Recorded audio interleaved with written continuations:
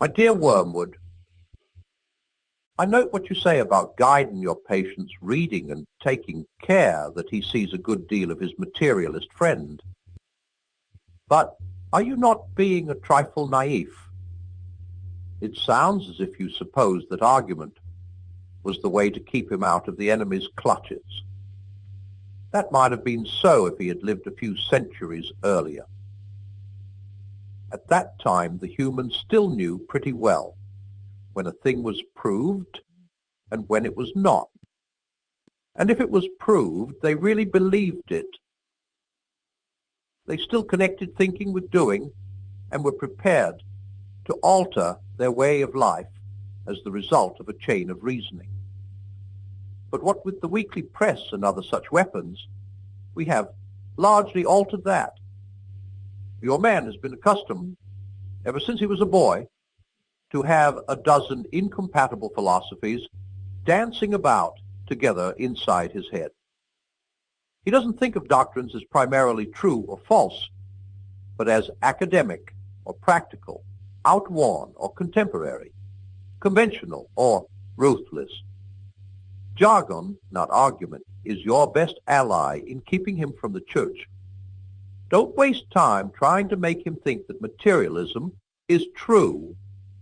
Make him think it is strong, or stark, or courageous, that it is the philosophy of the future. That's the sort of thing he cares about. The trouble about argument is that it moves the whole struggle onto the enemy's own ground. He can argue too, whereas in really practical propaganda of the kind I am suggesting, he has been shown for centuries to be greatly the inferior of our Father below. By the very act of arguing, you awake the patient's reason, and once it is awake, who can foresee the result? Even if a particular train of thought can be twisted so as to end in our favor, you will find that you have been strengthening in your patient the fatal habit of attending to universal issues and withdrawing his attention from the stream of immediate sense experiences. Your business is to fix his attention on the stream. Teach him to call it real life, and don't let him ask what he means by real. Remember, he is not, like you, a pure spirit. Never having been a human, oh, that abominable advantage of the enemies, you don't realize how enslaved they are to the pressure of the ordinary. I once had a patient, a sound atheist, who used to read in the British Museum. One day, as he sat reading, I saw a train of thought in his mind beginning to go the wrong way. The enemy, of course, was at his elbow in a moment.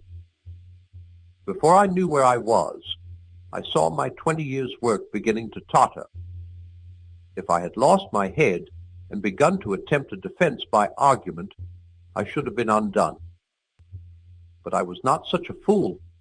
I struck instantly at the part of the man which I had best under my control, and suggested that it was just about time he had some lunch.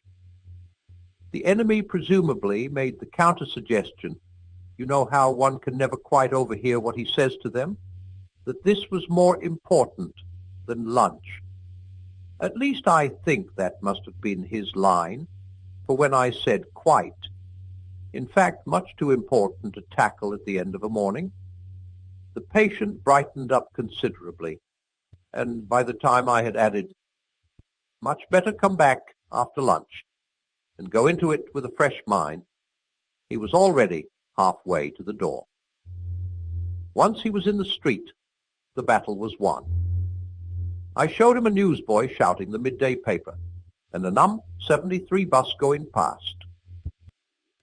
And before he reached the bottom of the steps, I had got into him an unalterable conviction that whatever odd ideas might come into a man's head when he was shut up alone with his books, a healthy dose of real life, by which he meant the bus and the newsboy, was enough to show him that all that sort of thing just couldn't be true. He knew he'd had a narrow escape, and in later years was fond of talking about that inarticulate sense for actuality, which is our ultimate safeguard against the aberrations of mere logic. He's now safe in our Father's house. You begin to see the point. Thanks to processes which we set at work in them centuries ago, they find it all but impossible to believe in the unfamiliar, while the familiar is before their eyes. Keep pressing home on him the ordinariness of things. Above all, do not attempt to use science, I mean the real sciences, as a defense against Christianity. They will positively encourage him to think about realities he can't touch and see. There have been sad cases among the modern physicists. If he must dabble in science, keep him on economics and sociology. Don't let him get away from that invaluable real life. But the best of all is to let him read no science, but to give him a grand general idea that he knows it all, and that everything he happens to have picked up in casual talk and reading is the results of modern investigation. Do remember, you are there to fuddle him. From the way some of you young fiends talk, anyone would suppose it was our job to teach. My dear Wormwood, I note with grave displeasure that your patient has become a Christian. Do not indulge the hope that you will escape the usual penalties. Indeed, in your better moments, I trust you would hardly even wish to do so. In the meantime, we must make the best of the situation. There is no need to despair. Hundreds of these adult converts have been reclaimed after a brief sojourn in the enemy's camp and are now with us. All the habits of the patient, both mental and bodily, are still in our favor. One of our great allies at present is the Church itself. Do not misunderstand me. I do not mean the Church as we see her spread out through all time and space and rooted in eternity, terrible as an army with banners. That, I confess, is a spectacle which makes our boldest tempters uneasy. But fortunately, it is quite invisible to these humans. All your patient sees is the half-finished sham Gothic erection on the new building estate. When he goes inside, he sees the local grocer, with rather an oily expression on his face, bustling up to offer him one shiny little book containing a liturgy, which neither of them understands, and one shabby little book containing corrupt texts of a number of religious lyrics, mostly bad and in very small print. When he gets to his pew and looks round him, he sees just that selection of his neighbors, whom he has hitherto avoided. You want to lean pretty heavily on those neighbors. Make his mind flit to and fro between an expression like the body of Christ and the actual faces in the next pew. It matters very little, of course, what kind of people that next pew really contains. You may know one of them to be a great warrior on the enemy's side. No matter. Your patient, thanks to our Father below, is a fool. Provided that any of those neighbors sing out a tune, or have boots that squeak, or double chins, or odd clothes, the patient will quite easily believe that their religion must therefore be somehow ridiculous. At his present stage, you see, he has an idea of Christians in his mind, which he supposes to be spiritual, but which in fact is largely pictorial. His mind is full of togas and sandals and armor and bare legs, and the mere fact that the other people in church wear modern clothes is a real, though of course an unconscious, difficulty to him. Never let it come to the surface. Never let him ask what he expected them to look like. Keep everything hazy in his mind now, and you will have all eternity wherein to amuse yourself by producing in him the peculiar kind of clarity which hell affords. Work hard, then, on the disappointment or anticlimax, which is certainly coming to the patient during his first few weeks as a churchman. The enemy allows this disappointment to occur on the threshold of every human endeavor. It occurs when the boy, who has been enchanted in the nursery by stories from the Odyssey buckles, down to really learning Greek. It occurs when lovers have got married and begin the real task of learning to live together. In every department of life, it marks the transition from dreaming aspiration to laborious doing. The enemy takes this risk because he has a curious fantasy of making all these disgusting little human vermin into what he calls his free lovers and servants. Sons is the word he uses, with his inveterate love of degrading the whole spiritual world by unnatural liaisons with the two-legged animals, desiring their freedom. He therefore refuses to carry them by their mere affections and habits to any of the goals which he sets before them. He leaves them to do it on their own, and there lies our opportunity. But also remember, there lies our danger. If once they get through this initial dryness successfully, they become much less dependent on emotion and therefore much harder to tempt. I have been writing hitherto on the assumption that the people in the next pew afford no rational ground for disappointment. Of course, if they do, if the patient knows that the woman with the absurd hat is a fanatical bridge player, or the man with squeaky boots a miser and an extortioner, then your task is so much the easier.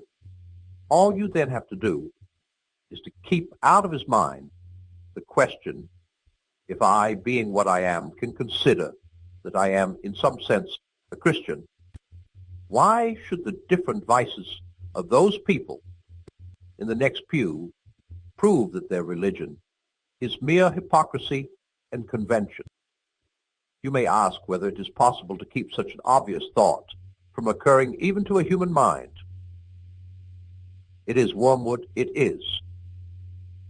Handle him properly, and it simply won't come into his head. He has not been anything like long enough with the enemy to have any real humility yet. What he says, even on his knees, about his own sinfulness is all parrot talk.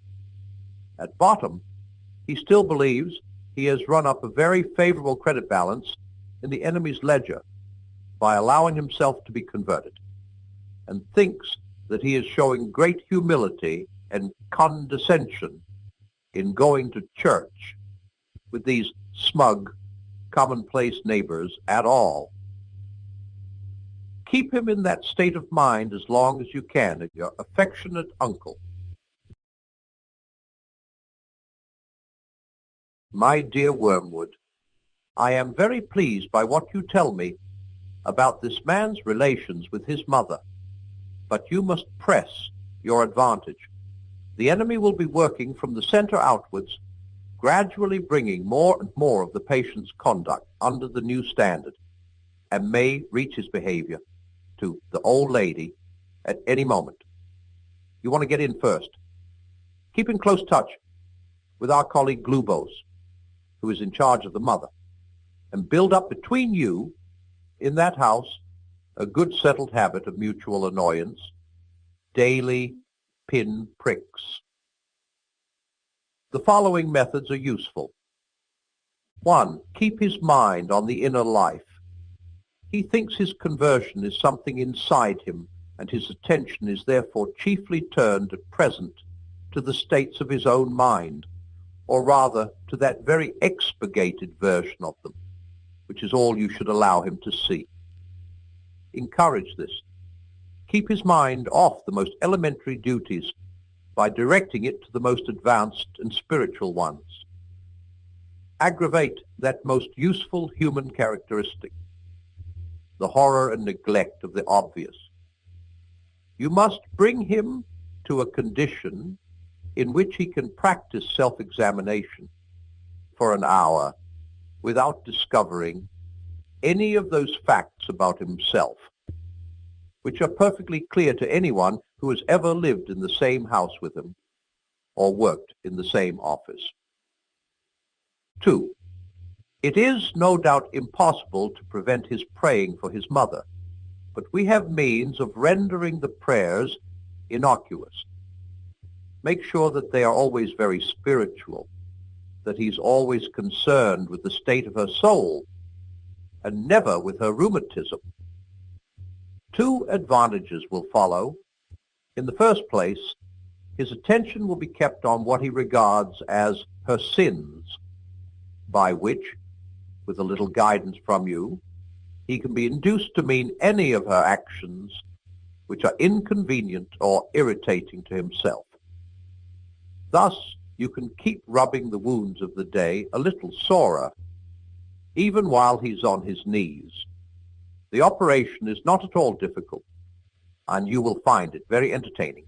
In the second place, since his ideas about a soul will be very crude and often erroneous, he will, in some degree, be praying for an imaginary person, and it will be your task to make that imaginary person daily less and less like the real mother, the sharp-tongued old lady at the breakfast table.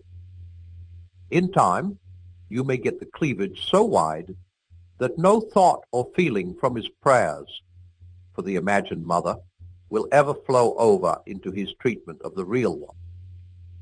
I have had patients of my own so well in hand that they could be turned at a moment's notice from impassioned prayer for a wife's or son's soul to beating or insulting the real wife or son without a qualm.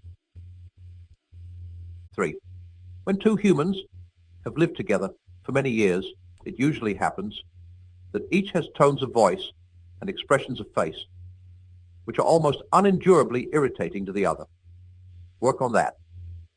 Bring fully into the consciousness of your patient that particular lift of his mother's eyebrows, which he learned to dislike in the nursery, and let him think how much he dislikes it.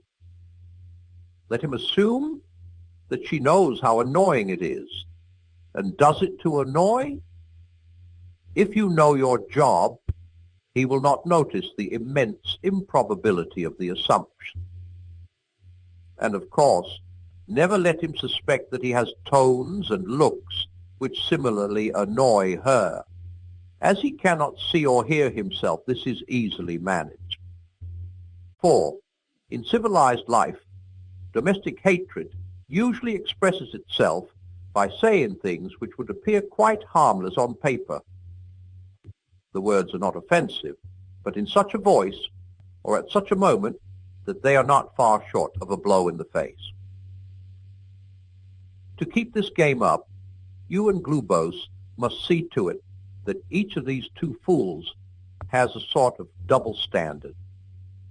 Your patient must demand that all his own utterances are to be taken at their face value and judged simply on the actual words, while at the same time judging all his mother's utterances with the fullest and most oversensitive interpretation of the tone and the context and the suspected intention.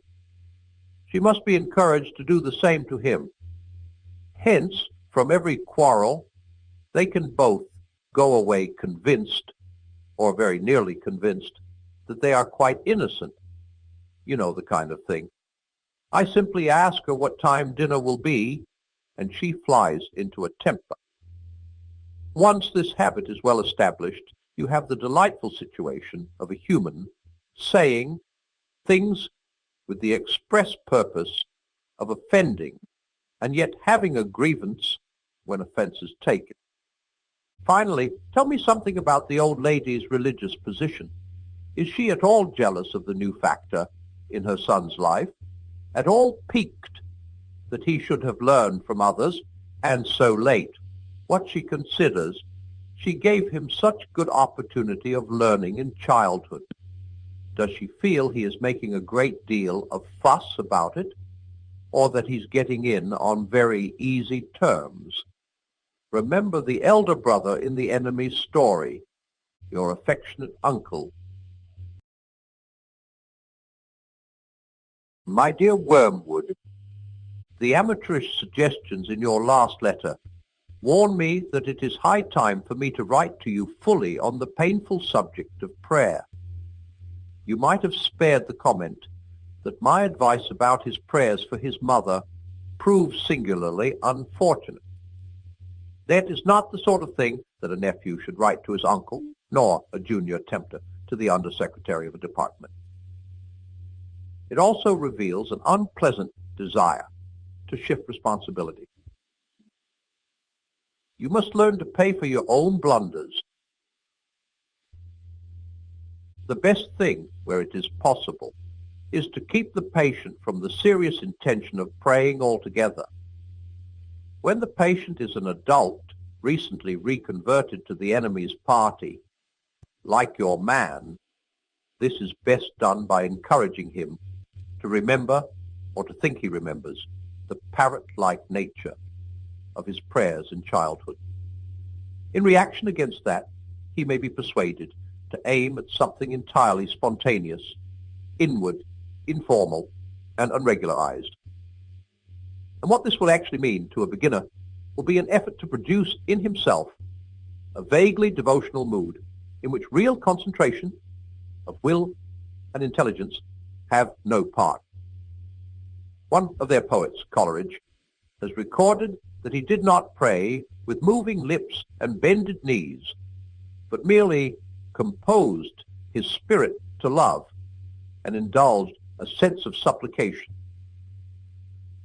That is exactly the sort of prayer we want, and since it bears a superficial resemblance to the prayer of silence, as practiced by those who are very far advanced in the enemy's service, clever and lazy patients can be taken in by it for quite a long time.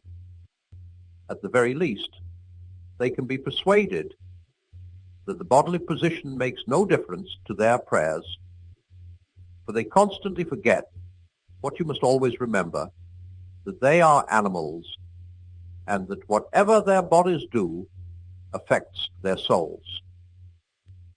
It is funny how mortals always picture us as putting things into their minds. In reality, our best work is done by keeping things out. If this fails, you must fall back on a subtler misdirection of his intention. Whenever they are attending to the enemy himself, we are defeated. But there are ways of preventing them from doing so. The simplest is to turn their gaze away from him towards themselves. Keep them watching their own minds and trying to produce feelings there by the action of their own wills. When they meant to ask him for charity, let them instead start trying to manufacture charitable feelings for themselves and not notice that this is what they are doing. When they meant to pray for courage, let them really be trying to feel brave. When they say they are praying for forgiveness, let them be trying to feel forgiven. Teach them to estimate the value of each prayer by their success in producing the desired feeling, and never let them suspect how much success or failure of that kind depends on whether they are well or ill, fresh or tired at the moment. But of course the enemy will not meantime be idle.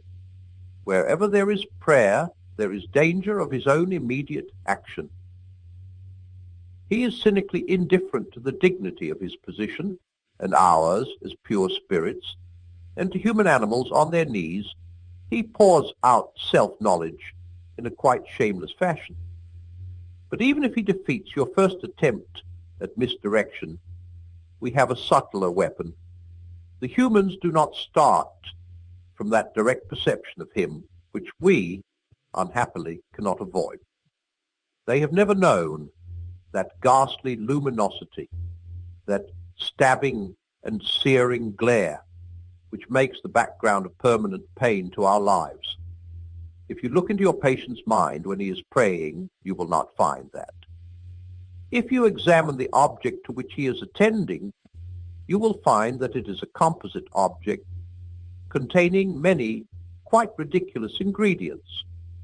There will be images derived from pictures of the enemy as he appeared during the discreditable episode known as the Incarnation. There will be vaguer, perhaps quite savage and puerile, images associated with the other two persons. There will even be some of his own reverence and of bodily sensations accompanying it, objectified and attributed to the object revered. I have known cases where what the patient called his God was actually located up and to the left at the corner of the bedroom ceiling, or inside his own head, or in a crucifix on the wall. But whatever the nature of the composite object, you must keep him praying to it, to the thing that he has made, not to the person who has made him. You may even encourage him to attach great importance to the correction and improvement of his composite object, and to keeping it steadily before his imagination during the whole prayer. For if he ever comes to make the distinction, if ever he consciously directs his prayers, not to what I think thou art, but to what thou knowest thyself to be, our situation is, for the moment, desperate. Once all his thoughts and images have been flung aside, or, if retained with a full recognition of their merely subjective nature, and the man trusts himself to the completely real, external, invisible presence there with him in the room and never knowable by him as he is known by it, why, then it is that the incalculable may occur. In avoiding this situation, this real nakedness of the soul in prayer, you will be helped by the fact that the humans themselves do not desire it as much as they suppose. There's such a thing as getting more than they bargained for. Your affectionate uncle.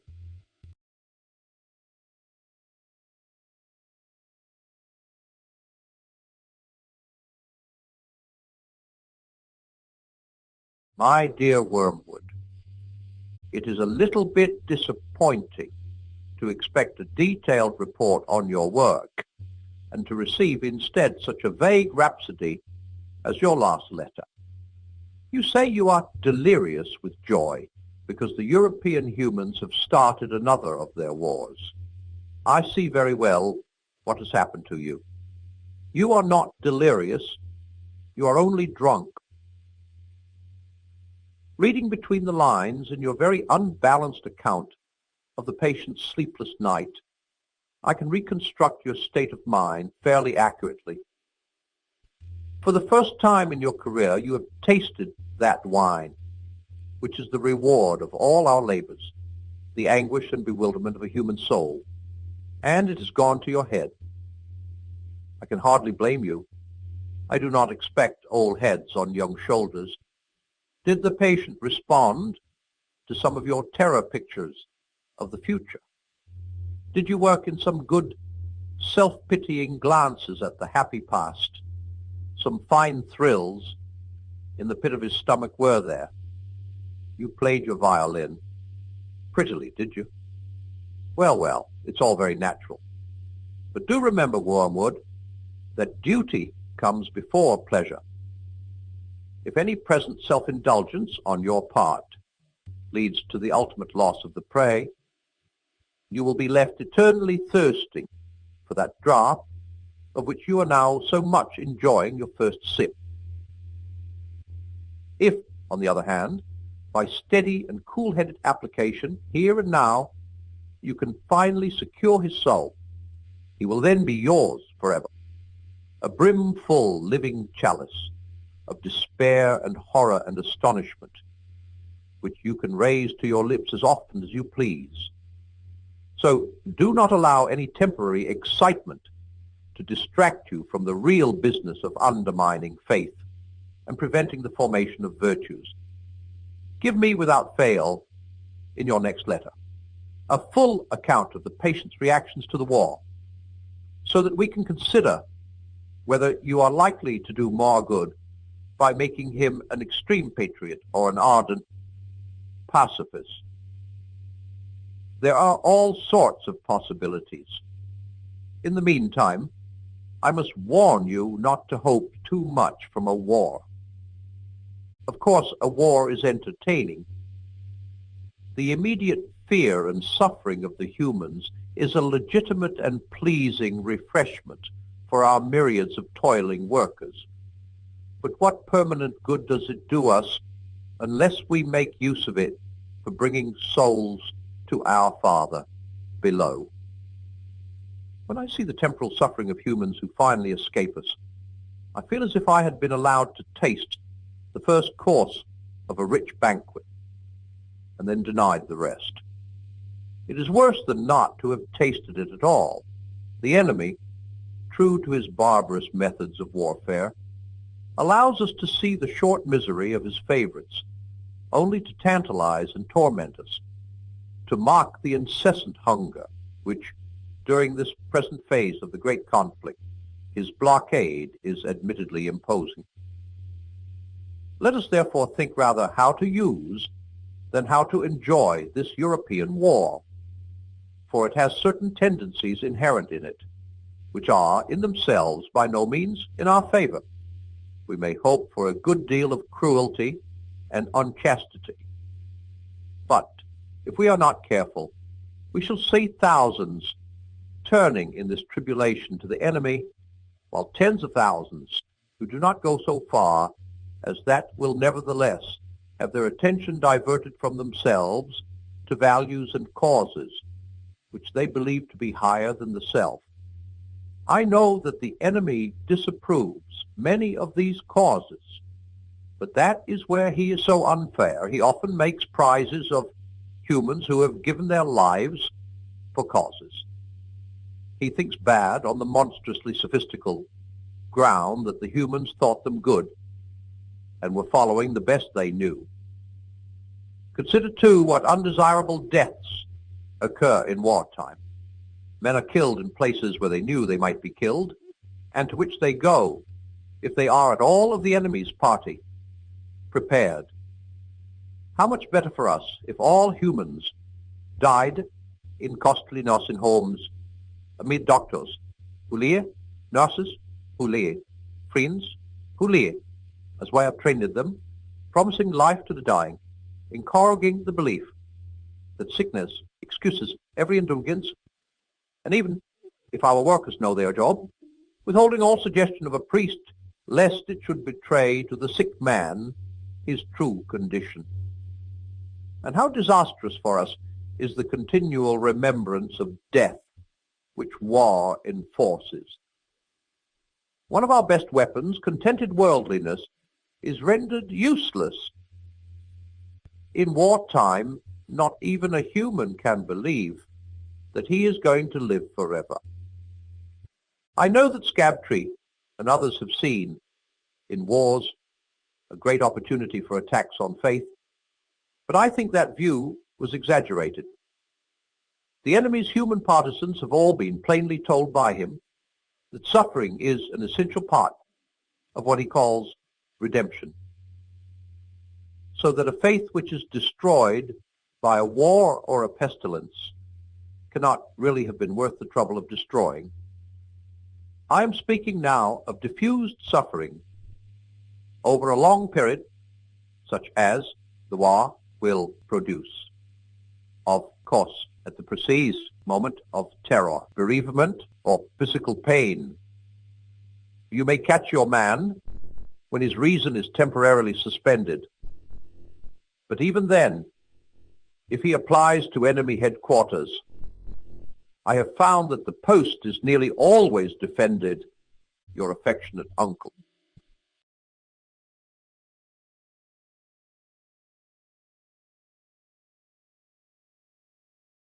My dear Wormwood, I am delighted to hear that your patient's age and profession make it possible, but by no means certain, that he will be called up for military service.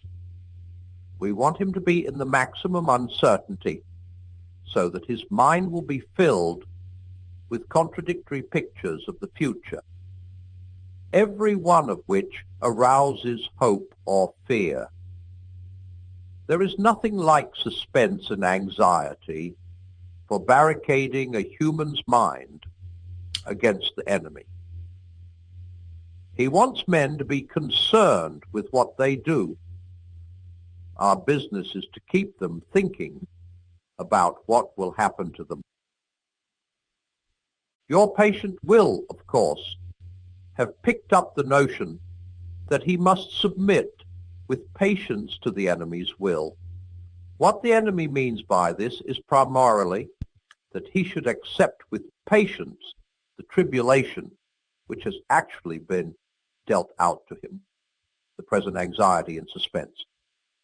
It is about this that he is to say, "Thy will be done," and for the daily task of bearing this, that the daily bread will be provided.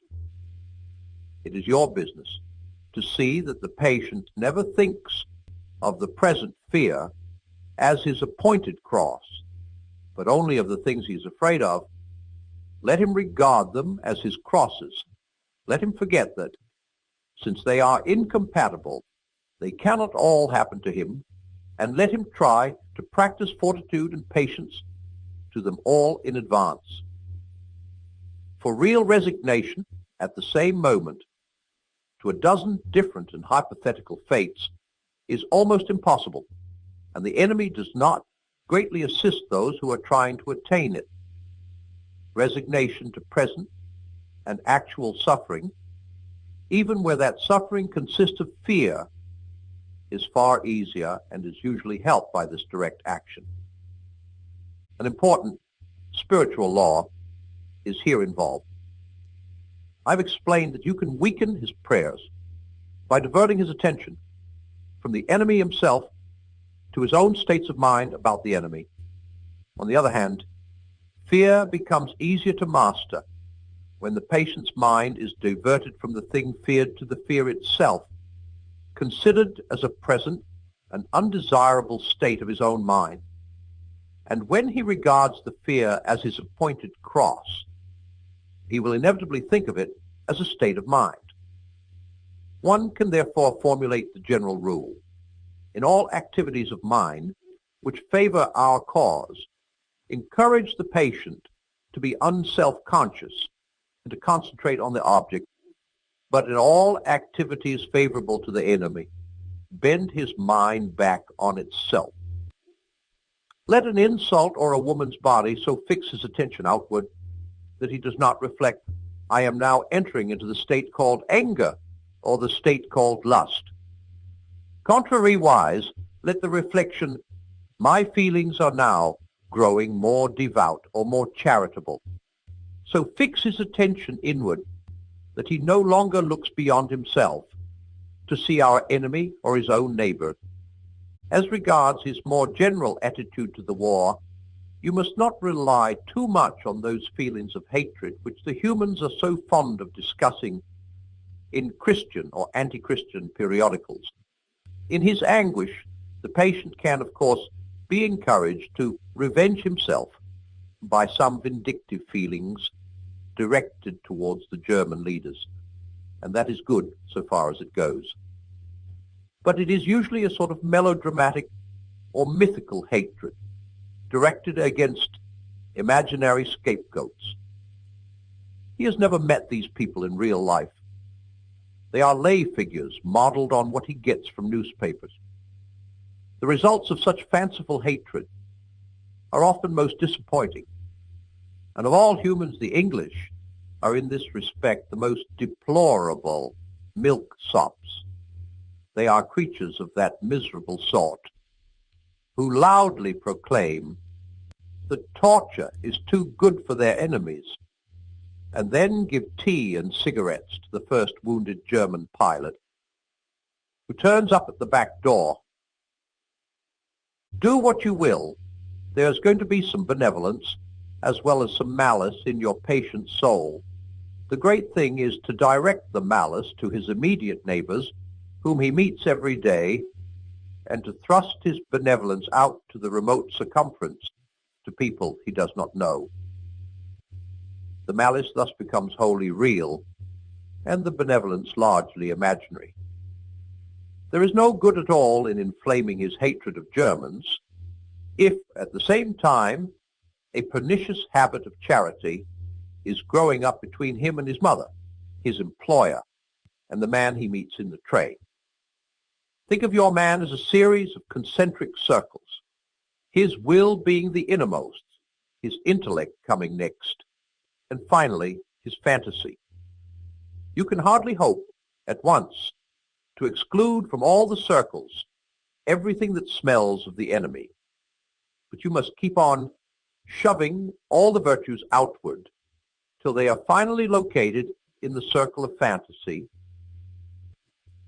and all the desirable qualities inward into the will. It is only in so far as they reach the will and are there embodied in habits that the virtues are really fatal to us. I don't, of course, mean what the patient mistakes for his will, the conscious fume and fret of resolutions and clenched teeth, but the real center, what the enemy calls the heart. All sorts of virtues prompted in the fantasy or approved by the intellect, or even, in some measure, loved and admired, will not keep a man from our Father's house. Indeed, they may make him more amusing when he gets there. Your affectionate uncle. My dear Wormwood, I wonder you should ask me whether it is essential to keep the patient in ignorance of your own existence. That question, at least for the present phase of the struggle, has been answered for us by the High Command. Our policy for the moment is to conceal ourselves. Of course, this has not always been so. We are really faced with a cruel dilemma. When the humans disbelieve in our existence, we lose all the pleasing results of direct terrorism, and we make no magicians. On the other hand, when they believe in us, we cannot make them materialists and skeptics, at least not yet. I have great hopes that we shall learn in due time how to emotionalize and mythologize their science to such an extent that what is, in effect, a belief in us, though not under that name, will creep in while the human mind remains closed to belief in the enemy. The life force, the worship of sex, and some aspects of psychoanalysis may here prove useful. If once we can produce our perfect work, the materialist magician, the man not using, but veritably worshipping, what he vaguely calls forces, while denying the existence of spirits, then the end of the war will be in sight. But in the meantime, we must obey our orders. I do not think you will have much difficulty in keeping the patient in the dark. The fact that devils are predominantly comic figures in the modern imagination will help you. If any faint suspicion of your existence begins to arise in his mind, suggest to him a picture of something in red tights, and persuade him that since he cannot believe in that, it is an old textbook method of confusing them, he therefore cannot believe in you. I had not forgotten my promise to consider whether we should make the patient an extreme patriot or an extreme pacifist. All extremes, except extreme in devotion to the enemy, are to be encouraged. Not always, of course, but at this period. Some ages are lukewarm and complacent, and then it is our business to soothe them, yet faster asleep. Other ages, of which the present is one, are unbalanced and prone to faction, and it is our business to inflame them. Any small coterie, bound together by some interest which other men dislike or ignore, tends to develop inside itself a hothouse mutual admiration, and towards the outer world a great deal of pride and hatred, which is entertained without shame because the cause is its sponsor and it is thought to be impersonal. Even when the little group exists originally for the enemy's own purposes, this remains true. We want the church to be small, not only that fewer men may know the enemy, but also that those who do may acquire the uneasy intensity and the defensive self-righteousness of a secret society or a clique. The church herself is, of course, heavily defended, and we have never yet quite succeeded in giving her all the characteristics of a faction. But subordinate factions within her have often produced admirable results, from the parties of Paul and of Apollos at Corinth, down to the high and low parties in the Church of England. If your patient can be induced to become a conscientious objector, he will automatically find himself one of a small, vocal, organized, and unpopular society, and the effects of this on one so new to Christianity will almost certainly be good, but only almost certainly. Has he had serious doubts about the lawfulness of serving in a just war before this present war began? Is he a man of great physical courage, so great that he will have no half-conscious misgivings about the real motives of his pacifism?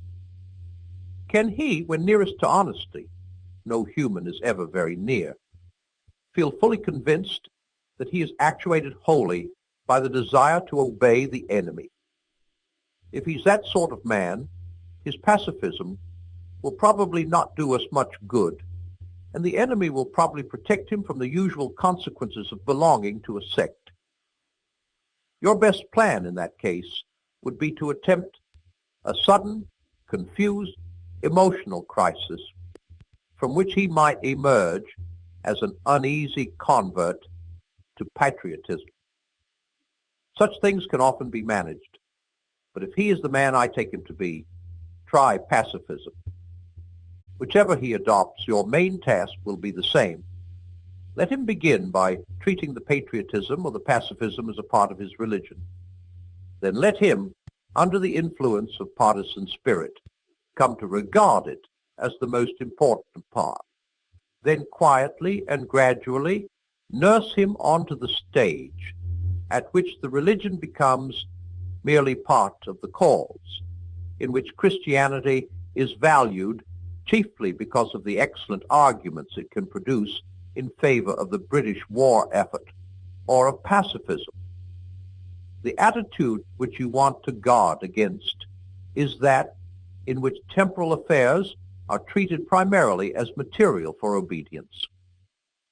Once you have made the world an end and faith a means, you have almost won your man, and it makes very little difference what kind of worldly end he is pursuing, provided that meetings, pamphlets, policies, movements, causes, and crusades matter more to him than prayers and sacraments and charity. He is ours, and the more religious on those terms, the more securely ours. I could show you a pretty cageful down here. Your affectionate uncle, my dear Wormwood. So you have great hopes that the patient's religious phase is dying away, have you? I always thought the training college had gone to pieces since they put old Slubgob at the head of it, and now I am sure. Has no one ever told you about the law of undulation? Humans are amphibians, half spirit and half animal. The enemy's determination to produce such a revolting hybrid was one of the things that determined our father to withdraw his support from him. As spirits, they belong to the eternal world, but as animals, they inhabit time. This means that while their spirit can be directed to an eternal object, their bodies, passions, and imaginations are in continual change, for to be in time means to change. Their nearest approach to constancy, therefore, is undulation, the repeated return to a level from which they repeatedly fall back, a series of troughs and peaks. If you had watched your patient carefully, you would have seen this undulation in every department of his life: his interest in his work, his affection for his friends, his physical appetites, all go up and down as long as he lives on earth. Periods of emotional and bodily richness and liveliness will alternate with periods of numbness and poverty. The dryness and dullness through which your patient is now going are not, as you fondly suppose, your workmanship. They are merely a natural phenomenon which will do us no good unless you make a good use of it. To decide what the best use of it is, you must ask what use the enemy wants to make of it, and then do the opposite. Now, it may surprise you to learn that in his efforts to get permanent possession of a soul, he relies on the troughs even more than on the peaks. Some of his special favorites have gone through longer and deeper troughs than anyone else. The reason is this. To us, a human is primarily food. Our aim is the absorption of its will into ours, the increase of our own area of selfhood at its expense. But the obedience which the enemy demands of men is quite a different thing. One must face the fact that all the talk about his love for men and his service being perfect, freedom, is not, as one would gladly believe, mere propaganda, but an appalling truth. He really does want to fill the universe with a lot of loathsome little replicas of himself, creatures whose life, on its miniature scale, will be qualitatively like his own, not because he has absorbed them, but because their wills freely conform to his. We want cattle who can finally become food. He wants servants who can finally become sons. We want to suck in. He wants to give out. We are empty and would be filled. He is full and flows over. Our war aim is a world in which our Father below has drawn all other beings into himself. The enemy wants a world full of beings united to him, but still distinct. And that is where the troughs come in. You must have often wondered why the enemy does not make more use of his power to be sensibly present to human souls in any degree he chooses and at any moment. But you now see that the irresistible and the indisputable are the two weapons which the very nature of his scheme forbids him to use. Merely to override a human will, as his felt presence in any but the faintest and most mitigated degree would certainly do, will be for him useless. He cannot ravish, he can only woo, for his ignoble idea is to eat the cake and have it. The creatures are to be one with him, but yet themselves, merely to cancel them or assimilate them, will not serve. He is prepared to do a little overriding at the beginning. He will set them off with communications of his presence, which, though faint, seem great to them, with emotional sweetness, an easy conquest of temptation. But he never allows this state of affairs to last long. Sooner or later, he withdraws, if not, in fact, at least from their conscious experience, all those supports and incentives. He leaves the creature to stand up on its own legs, to carry out from the will alone duties which have lost all relish. It is during such trough periods, much more than during the peak periods, that it is growing into the sort of creature he wants it to be. Hence, the prayers offered in a state of dryness are those which please him best. We can drag our patients along by continual tempting because we design them only for the table. And the more their will is interfered with, the better. He cannot tempt to virtue as we do to vice. He wants them to learn to walk and must therefore take away his hand. And if only the will to walk is really there, he is pleased, even with their stumbles. Do not be deceived, wormwood. Our cause is never more in danger than when a human, no longer desiring, but still intending to do our enemy's will, looks round upon a universe from which every trace of him seems to have vanished, and asks why he has been forsaken and still obeys. But of course the trucs afford opportunities to our side also. Next week I will give you some hints on how to exploit them, your affectionate uncle.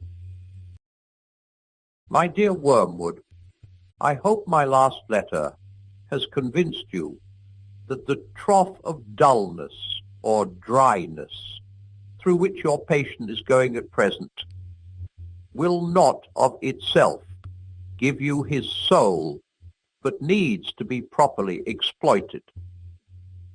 What forms the exploitation should take I will now consider.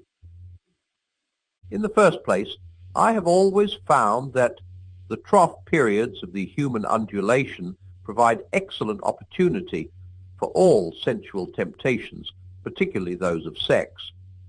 This may surprise you, because of course there is more physical energy and therefore more potential appetite at the peak periods.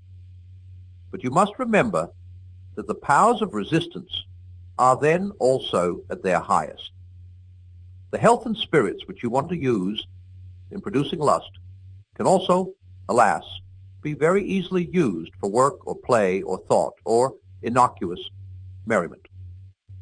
The attack has a much better chance of success when the man's whole inner world is drab and cold and empty.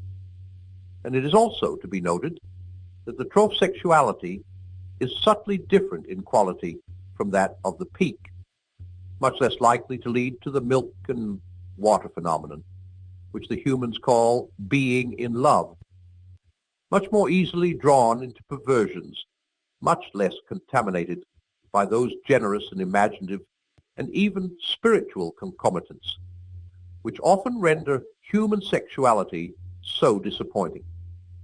It is the same with other desires of the flesh. You are much more likely to make your man a sound drunkard by pressing drink on him as an anodyne when he is dull and weary than by encouraging him to use it as a means of merriment among his friends when he is happy and expansive. Never forget that when we are dealing with any pleasure in its healthy and normal and satisfying form, we are, in a sense, on the enemy's ground. I know we have won many a soul through pleasure. All the same, it is his invention, not ours. He made the pleasures. All our research so far has not enabled us to produce one. All we can do is to encourage the humans to take the pleasures which our enemy has produced, at times, or in ways, or in degrees, which he has forbidden. Hence, we always try to work away from the natural condition of any pleasure to that in which it is least natural, least redolent of its maker, and least pleasurable. An ever-increasing craving for an ever-diminishing pleasure is the formula. It is more certain, and is better style.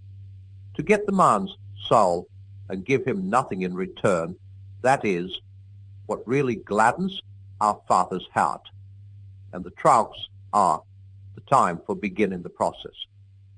But there is an even better way of exploiting the trough. I mean, through the patient's own thoughts about it. As always, the first step is to keep knowledge out of his mind, Do not let him suspect the law of undulation. Let him assume that the first ardors of his conversion might have been expected to last, and ought to have lasted forever, and that his present dryness is an equally permanent condition. Having once got this misconception well fixed in his head, you may then proceed in various ways. It all depends on whether your man is of the desponding type, who can be tempted to despair, or of the wishful thinking type, who can be assured that all is well. The former type is getting rare among the humans. If your patient should happen to belong to it, everything is easy. You have only got to keep him out of the way of experienced Christians, an easy task nowadays, to direct his attention to the appropriate passages in Scripture, and then to set him to work on the desperate design of recovering his old feelings by sheer willpower, and the game is ours. If he is of the more hopeful type, your job is to make him acquiesce in the present low temperature of his spirit, and gradually become content with it, persuading himself that it is not so low after all. In a week or two, you will be making him doubt whether the first days of his Christianity were not, perhaps, a little excessive. Talk to him about moderation in all things. If you can once get him to the point of thinking that religion is all very well up to a point, you can feel quite happy about his soul. A moderated religion is as good for us as no religion at all, and more amusing. Another possibility is that of direct attack on his faith. When you have caused him to assume that the trough is permanent, can you not persuade him that his religious phase is just going to die away like all his previous phases? Of course, there is no conceivable way of getting by reason from the proposition, I am losing interest in this, to the proposition, this is false. But, as I said before, it is jargon, not reason, you must rely on. The mere word phase will very likely do the trick. I assume that the creature has been through several of them before, they all have, and that he always feels superior and patronizing to the ones he has emerged from, not because he has really criticized them, but simply because they are in the past. You keep him well fed on hazy ideas of progress and development and the historical point of view, I trust, and give him lots of modern biographies to read. The people in them are always emerging from phases, aren't they? You see the idea? Keep his mind off the plain antithesis between true and false. Nice, shadowy expression. It was a phase. I've been through all that. And don't forget the blessed word adolescent, your affectionate uncle. My dear Wormwood, I was delighted to hear from Trip Tweez that your patient has made some very desirable new acquaintances, and that you seem to have used this event in a really promising manner. I gather that the middle-aged married couple who called at his office are just the sort of people we want him to know. Rich, smart, superficially intellectual, and brightly skeptical about everything in the world. I gather they are even vaguely pacifist, not on moral grounds, but from an ingrained habit of belittling anything that concerns the great mass of their fellow men, and from a dash of purely fashionable and literary communism. This is excellent, and you seem to have made good use of all his social, sexual, and intellectual vanity. Tell me more. Did he commit himself deeply? I don't mean in words. There is a subtle play of looks and tones and laughs by which a mortal can imply that he is of the same party as those to whom he is speaking. That is the kind of betrayal you should specially encourage, because the man does not fully realize it himself, and by the time he does, you will have made withdrawal difficult. No doubt, he must very soon realize that his own faith is in direct opposition to the assumptions on which all the conversation of his new friends is based. I don't think that matters much, provided that you can persuade him to postpone any open acknowledgement of the fact. And this, with the aid of shame, pride, modesty, and vanity, will be easy to do. As long as the postponement lasts, he will be in a false position. He will be silent when he ought to speak, and laugh when he ought to be silent. He will assume at first only by his manner, but presently by his words, all sorts of cynical and skeptical attitudes which are not really his, but if you play him well, they may become his. All mortals tend to turn into the thing they are pretending to be. This is elementary. The real question is how to prepare for the enemy's counterattack. The first thing is to delay as long as possible the moment at which he realizes this new pleasure as a temptation. Since the enemy's servants have been preaching about the world as one of the great standard temptations for 2,000 years, this might seem difficult to do. But fortunately, they have said very little about it for the last few decades. In modern Christian writings, though I see much, indeed more than I like, about mammon, I see few of the old warnings about worldly vanities, the choice of friends, and the value of time. All that your patient would probably classify as Puritanism. And may I remark in passing that the value we have given to that word is one of the really solid triumphs of the last 100 years.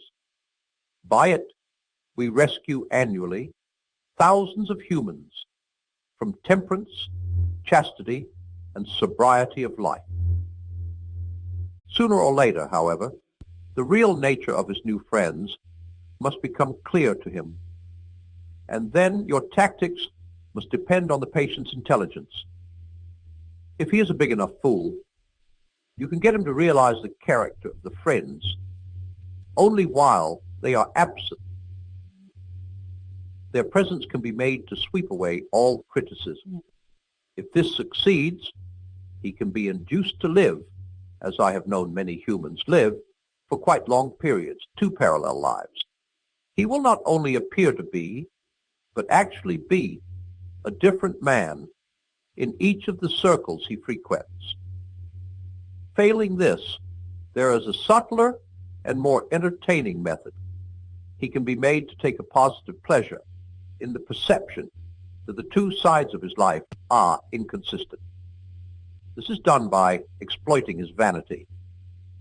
He can be taught to enjoy kneeling beside the grocer on Sunday just because he remembers that the grocer could not possibly understand the urbane and mocking world which he inhabited on Saturday evening, and contrariwise to enjoy the bawdy and blasphemy over the coffee with these admirable friends, all the more because he is aware of a deeper spiritual world within him which they cannot understand.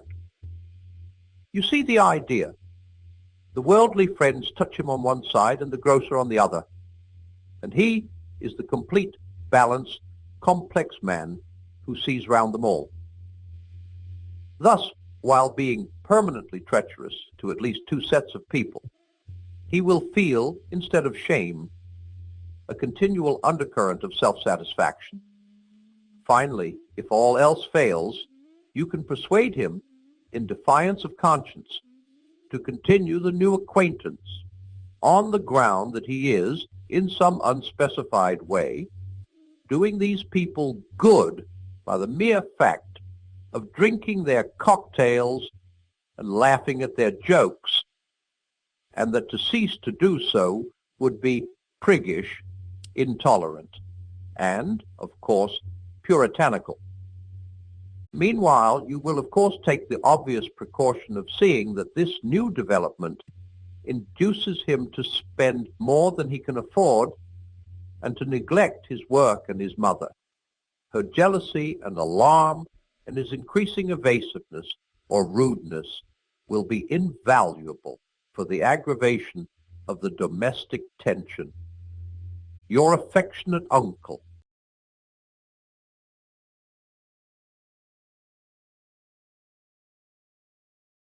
My dear Wormwood, everything is clearly going very well. I am specially glad to hear that the two new friends have now made him acquainted with their whole set. All these, as I find from the record office, are thoroughly reliable people, steady, consistent scoffers and worldlings who without any spectacular crimes are progressing quietly and comfortably towards our Father's house. You speak of their being great laughers. I trust this does not mean that you are under the impression that laughter as such is always in our favor. The point is worth some attention. I divide the causes of human laughter into joy, fun, the joke proper, and flippancy.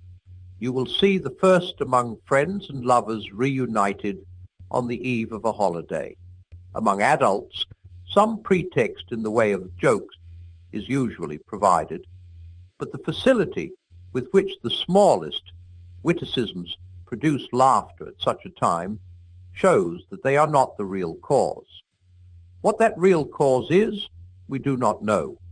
Something like it is expressed in much of that detestable art which the humans call music, and something like it occurs in heaven, a meaningless acceleration in the rhythm of celestial experience quite opaque to us. Laughter of this kind does us no good and should always be discouraged. Besides, the phenomenon is of itself disgusting and a direct insult to the realism, dignity, and austerity of hell. Fun's closely related to joy, a sort of emotional froth arising from the play instinct. It is very little use to us. It can sometimes be used, of course, to divert humans from something else, which the enemy would like them to be feeling or doing. But in itself it has wholly undesirable tendency. It promotes charity, courage, contentment, and many other evils. The joke proper, which turns on sudden perception of incongruity, is a much more promising field. I'm not thinking primarily of indecent or bawdy humor, which, though much relied upon by second-rate tempters, is often disappointing in its results. The truth is that humans are pretty clearly divided on this matter into two classes. There are some to whom no passion is as serious as lust, and for whom an indecent story ceases to produce lasciviousness, precisely insofar as it becomes funny. There are others in whom laughter and lust are excited at the same moment and by the same things. The first sort joke about sex because it gives rise to many incongruities. The second cultivate incongruity because they afford a pretext for talking about sex. If your man is of the first type, bawdy humor will not help you. I shall never forget the hours which I wasted, hours to me of unbearable tedium, with one of my early patients in bars and smoking rooms before I learned this rule. Find out which group the patient belongs to and see that he does not find out. The real use of jokes or humor is in quite a different direction, and it is especially promising among the English who take their sense of humor so seriously is almost the only deficiency at which they feel shame. Humor is for them the all-consoling and, mark this, the all-excusing grace of life. Hence it is invaluable as a means of destroying shame. If a man simply lets others pay for him, he is mean. If he boasts of it in a jocular manner and twits his fellows with having been scored off, he is no longer mean, but a comical fellow. Mere cowardice is shameful. Cowardice boasted of with humorous exaggerations and grotesque gestures can be passed off as funny. Cruelty is shameful, unless the cruel man can represent it as a practical joke. 1,000 bawdy or even blasphemous jokes do not help towards a man's damnation so much as his discovery that almost anything he wants to do can be done, not only without the disapproval, but with the admiration of his fellows, if only it can get itself treated as a joke. And this temptation can be almost entirely hidden from your patient by that English seriousness about humor. Any suggestion that there might be too much of it can be represented to him as puritanical or as betraying a lack of humor. But flippancy is the best of all. In the first place, it is very economical. Only a clever human can make a real joke about virtue, or indeed about anything else. Any of them can be trained to talk as if virtue were funny. Among the flippant people, the joke is always assumed to have been made. No one actually makes it.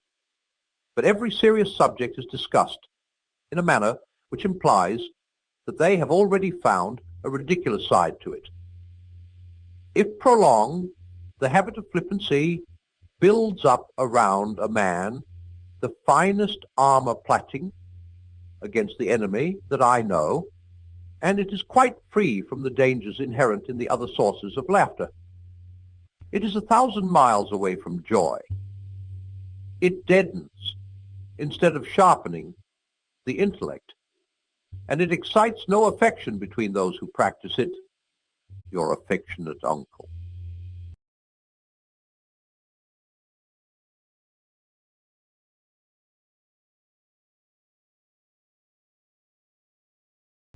My dear Wormwood, obviously you are making excellent progress. My only fear is lest in attempting to hurry the patient, you awaken him to a sense of his real position. For you and I, who see that position as it really is, must never forget how totally different it ought to appear to him. We know that we have introduced a change of direction in his course, which is already carrying him out of his orbit around the enemy.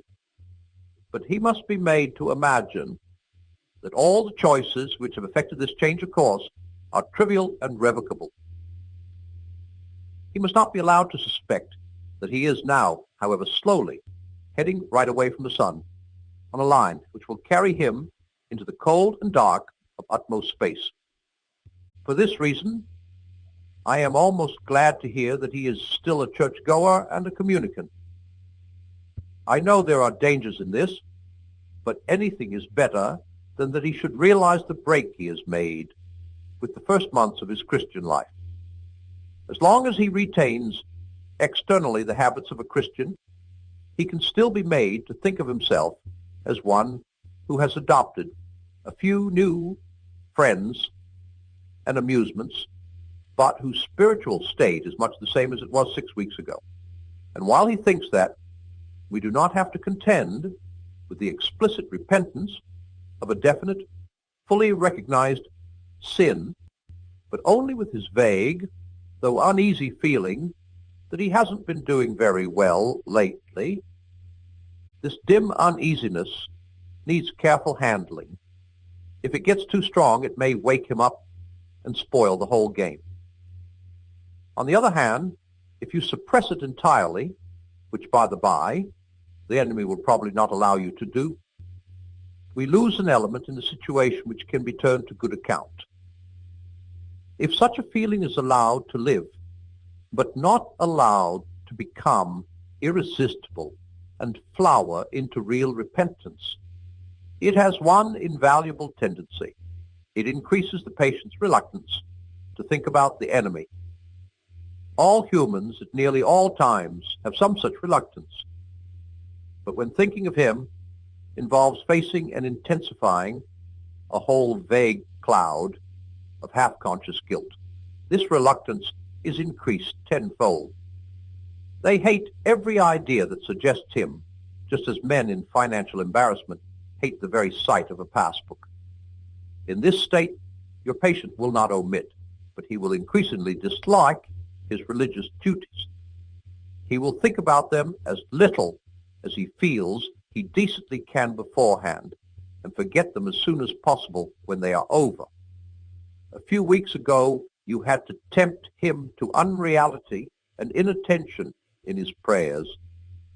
But now you will find him opening his arms to you and almost begging you to distract his purpose and benumb his heart. He will want his prayers to be unreal, for he will dread nothing so much as effective contact with the enemy. His aim will be to let sleeping worms lie. As this condition becomes more fully established, you will be gradually freed from the tiresome business of providing pleasures as temptations. As the uneasiness and his reluctance to face it cut him off more and more from all real happiness, and as habit renders the pleasures of vanity and excitement and flippancy at once less pleasant and harder to forego, for that is what habit fortunately does to a pleasure, you will find that anything or nothing is sufficient to attract his wandering attention.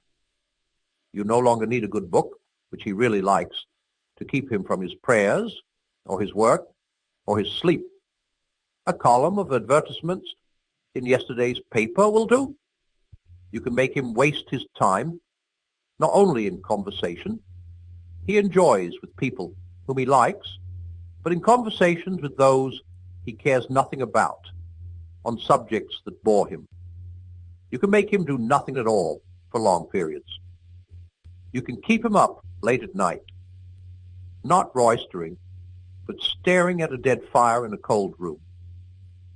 All the healthy and outgoing activities which we want him to avoid can be inhibited and nothing given in return, so that at last he may say, as one of my own patients said on his arrival down here, "I now see that I spent most of my life in doing neither what I ought nor what I liked."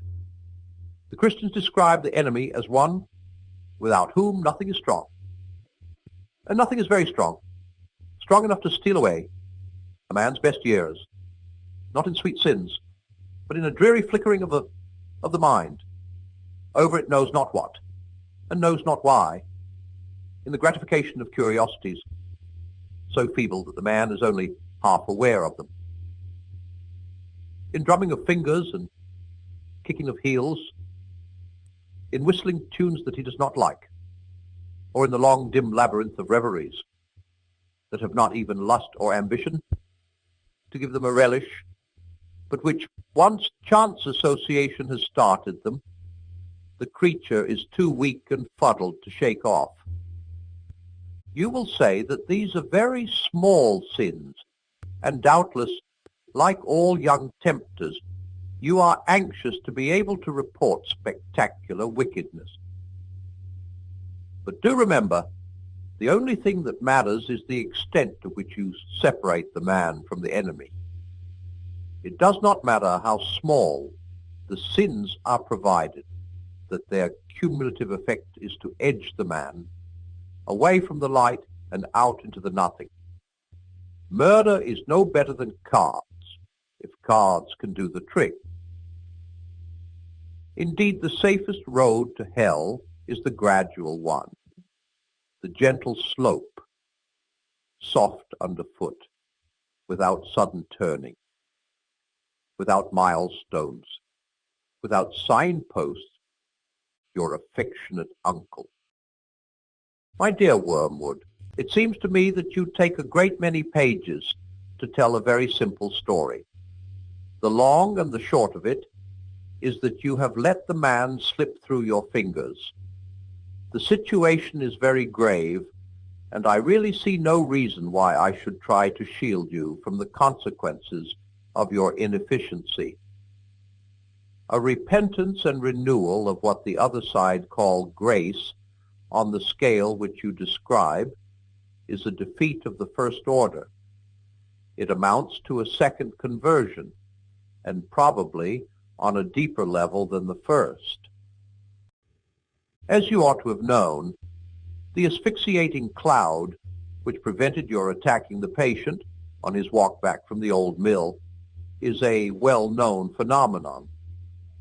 It is the enemy's most barbarous weapon, and generally appears when he is directly present to the patient under certain modes not yet fully classified. Some humans are permanently surrounded by it and therefore inaccessible to us. And now for your blunders.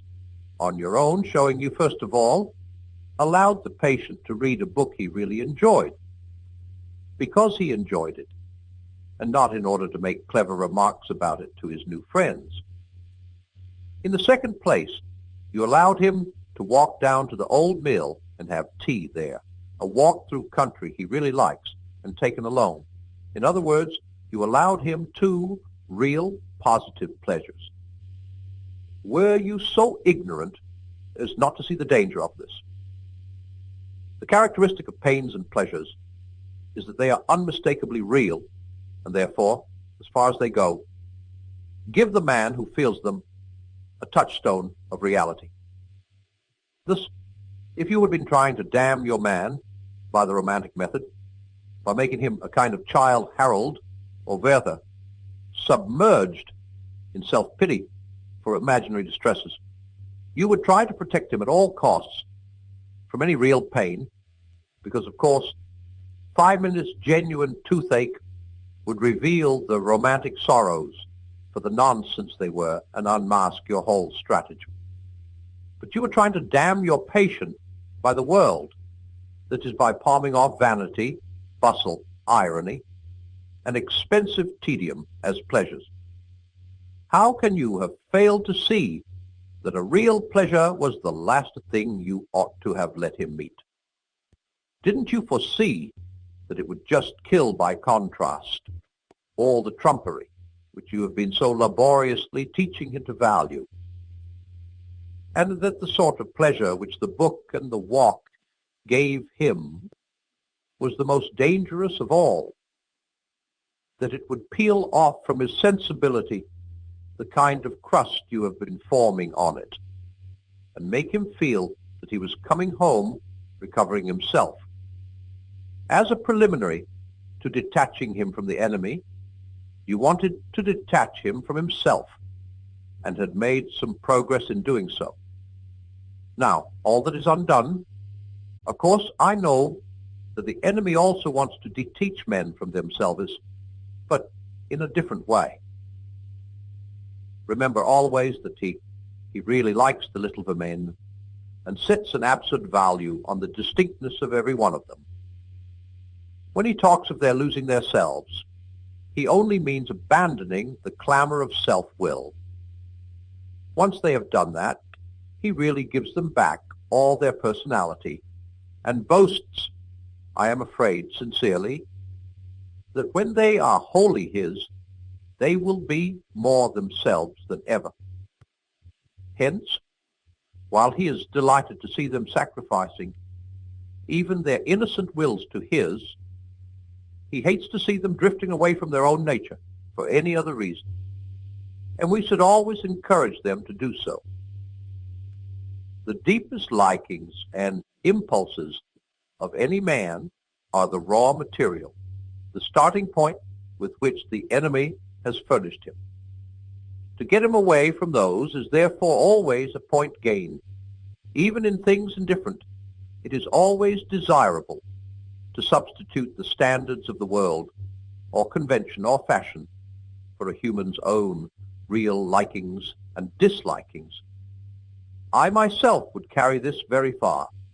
I would make it a rule to eradicate from my patient any strong personal taste which is not actually a sin, even if it is something quite trivial, such as a fondness for county cricket, or collecting stamps, or drinking cocoa. Such things, I grant you, have nothing of virtue in them, but there is a sort of innocence and humility and self-forgetfulness about them which I distrust. The man who truly and disinterestedly enjoys any one thing in the world for its own sake, and without caring twopence what other people say about it, is by that very fact forearmed against some of our subtlest modes of attack. You should always try to make the patient abandon the people or food or books he really likes in favor of the best people, the right food, the important books. I have known a human defended from strong temptations to social ambition by a still stronger taste for tripe and onions. It remains to consider how we can retrieve this disaster. The great thing is to prevent his doing anything. As long as he does not convert it into action, it does not matter how much he thinks about this new repentance. Let the little brute wallow in it. Let him, if he has any bent that way, write a book about it. That is often an excellent way of sterilizing the seeds which the enemy plants in a human soul. Let him do anything but act. No amount of piety in his imagination and affections will harm us if we can keep it out of his will. As one of the humans has said, active habits are strengthened by repetition, but passive ones are weakened. The more often he feels without acting, the less he will be able ever to act. And in the long run, the less he will be able to feel. Your affectionate uncle. My dear Wormwood, the most alarming thing in your last account of the patient is that he is making none of those confident resolutions which marked his original conversion. No more lavish promises of perpetual virtue, I gather.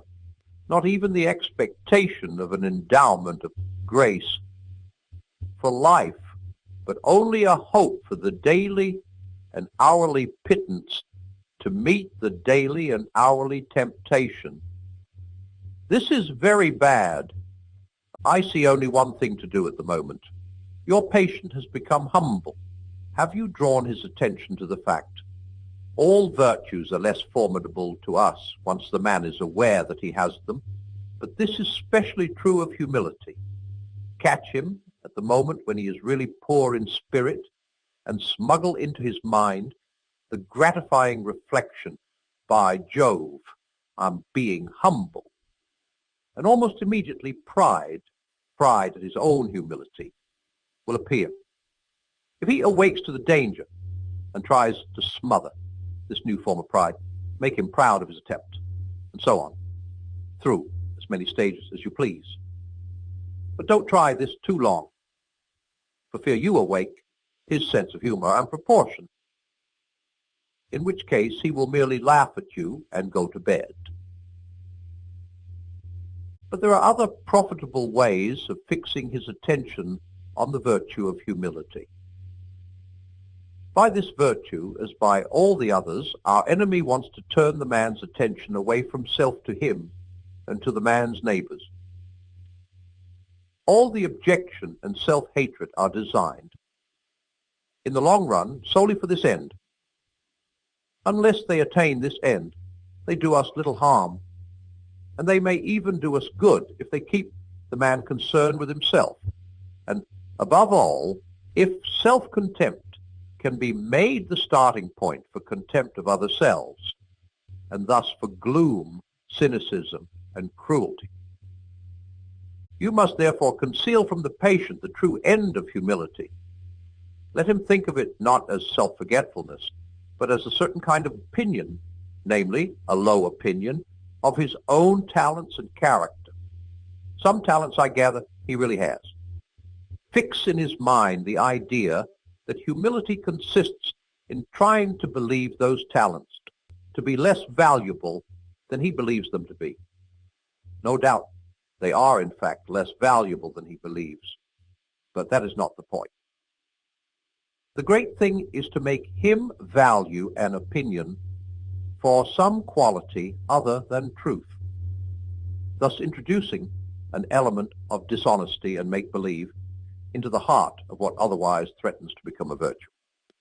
By this method, thousands of humans have been brought to think that humility means pretty women trying to believe they are ugly and clever men trying to believe they are fools. And since what they are trying to believe may, in some cases, be manifest nonsense, they cannot succeed in believing it. And we have the chance of keeping their minds endlessly revolving on themselves in an effort to achieve the impossible. To anticipate the enemy's strategy, we must consider his aims. The enemy wants to bring the man to a state of mind in which he could design the best cathedral in the world and know it to be the best and rejoice in the fact without being any more or less or otherwise glad at having done it than he would be if it had been done by another. The enemy wants him, in the end, to be so free from any bias in his own favor that he can rejoice in his own talents as frankly and gratefully as in his neighbor's talents, or in a sunrise, an elephant, or a waterfall. He wants each man, in the long run, to be able to recognize all creatures, even himself, as glorious and excellent things. He wants to kill their animal self-love as soon as possible. But it is his long-term policy, I fear, to restore to them a new kind of self-love, a charity and gratitude for all selves, including their own, when they have really learned to love their neighbors as themselves. They will be allowed to love themselves as their neighbors. For we must never forget what is the most repellent and inexplicable trait in our enemy. He really loves the hairless bipeds. He has created and always gives back to them with his right hand what he has taken away with his left. His whole effort, therefore, will be to get the man's mind off the subject of his own value altogether. He would rather the man thought himself a great architect or a great poet and then forgot about it, than that he should spend much time and pains trying to think himself a bad one. Your efforts to instill either vainglory or false modesty into the patient will therefore be met from the enemy's side with the obvious reminder that a man is not usually called upon to have an opinion of his own talents at all, since he can very well go on improving them to the best of his ability without deciding on his own precise niche in the temple of fame. You must try to exclude this reminder from the patient's consciousness at all costs. The enemy will also try to render real in the patient's mind a doctrine which they all profess, but find it difficult to bring home to their feeling, the doctrine that they did not create themselves, that their talents were given them, and that they might as well be proud of the color of their hair. But always and by all methods, the enemy's aim will be to get the patient's mind off such questions, and yours will be to fix it on them. Even of his sins, the enemy does not want him to think too much. Once they are repented, the sooner the man turns his attention outward, the better the enemy is pleased. Your affectionate uncle. My dear Wormwood, I had noticed, of course, that the humans were having a lull in their European war, what they naively call the war. And I'm not surprised that there is a corresponding lull in the patient's anxiety. Do we want to encourage this, or to keep him worried? Tortured fear and stupid confidence are both desirable states of mind. Our choice between them raises important questions. The humans live in time, but our enemy destines them to eternity. He therefore, I believe, wants them to attend chiefly to two things: to eternity itself and to that point of time which they call the present. For the present is the point at which time touches eternity. Of the present moment, and of it only, humans have an experience analogous to the experience which our enemy has of reality as a whole. In it alone, freedom and actuality are offered them.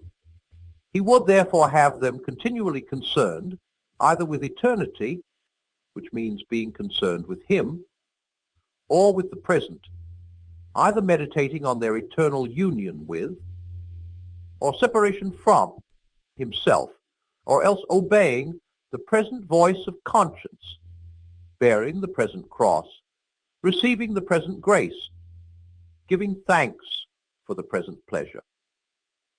Our business is to get them away from the eternal and from the present. With this in view, we sometimes tempt a human, say a widow or a scholar, to live in the past.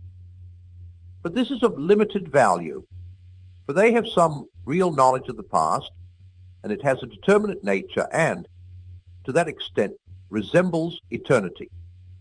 It is far better to make them live in the future. Biological necessity makes all their passions point in that direction already, so that thought about the future inflames hope and fear. Also, it is unknown to them, so that in making them think about it, we make them think of unrealities. In a word, the future is, of all things, the thing least like eternity. It is the most completely temporal part of time, for the past is frozen and no longer flows, and the present is all lit up with eternal rays. Hence the encouragement we have given to all those schemes of thought, such as creative evolution, scientific humanism, or communism, which fix men's affections on the future, on the very core of temporality.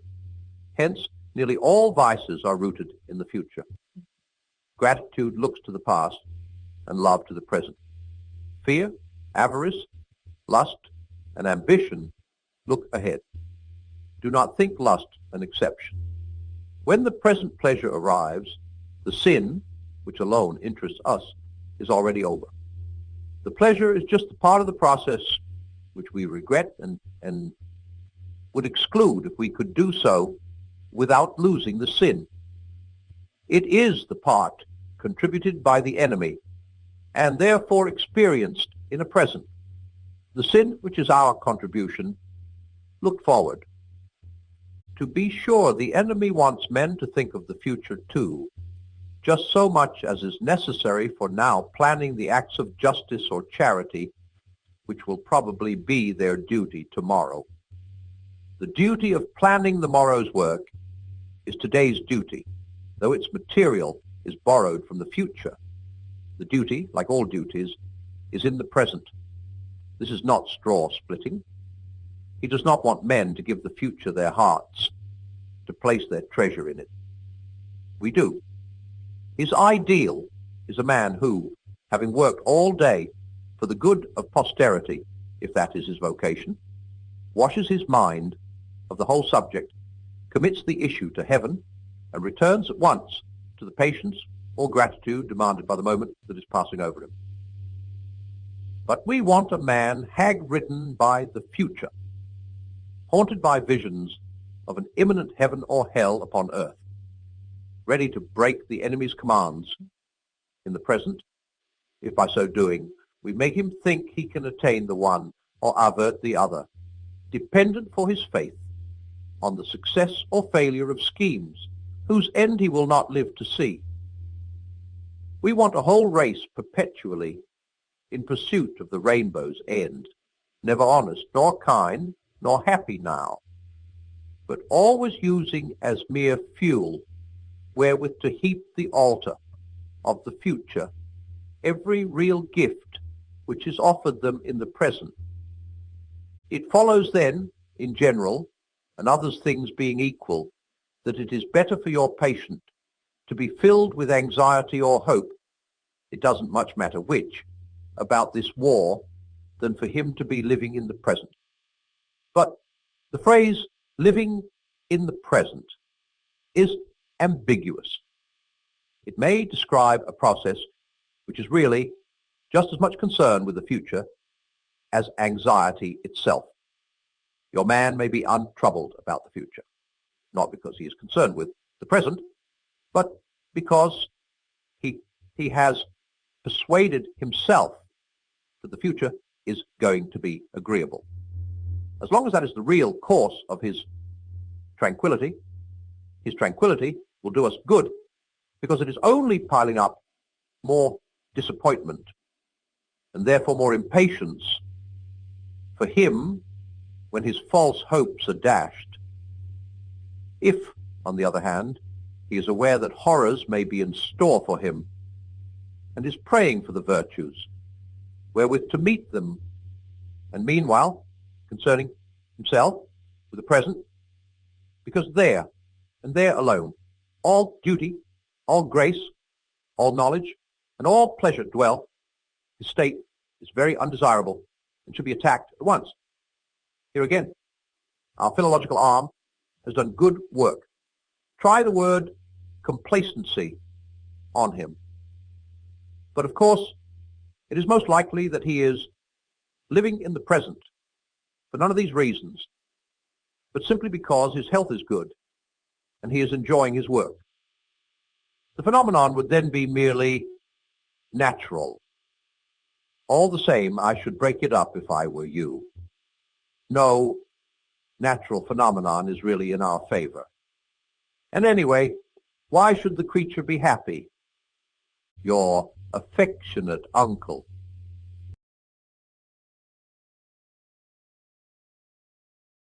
My dear Wormwood, you mentioned casually in your last letter that the patient has continued to attend one church, and one only, since he was converted, and that he is not wholly pleased with it. May I ask what you are about? Why have I no report on the causes of his fidelity to the parish church? Do you realize that unless it is due to indifference, it is a very bad thing? Surely you know that if a man can't be cured of church-going, the next best thing is to send him all over the neighborhood, looking for the church that suits him until he becomes a taster or connoisseur of churches. The reasons are obvious. In the first place, the parochial organization should always be attacked, because being a unity of place and not of likings, it brings people of different classes and psychology together in the kind of unity the enemy desires. The congregational principle, on the other hand, makes each church into a kind of club. And finally, if all goes well, into a coterie or faction. In the second place, the search for a suitable church makes the man a critic, where the enemy wants him to be a pupil. What he wants of the layman in church is an attitude which may indeed be critical, in the sense of rejecting what is false or unhelpful, but which is wholly uncritical in the sense that it does not appraise, does not waste time in thinking about what it rejects, but lays itself open in uncommenting, humble receptivity to any nourishment that is going. You see how grovelly, how unspiritual, how irredeemably vulgar he is.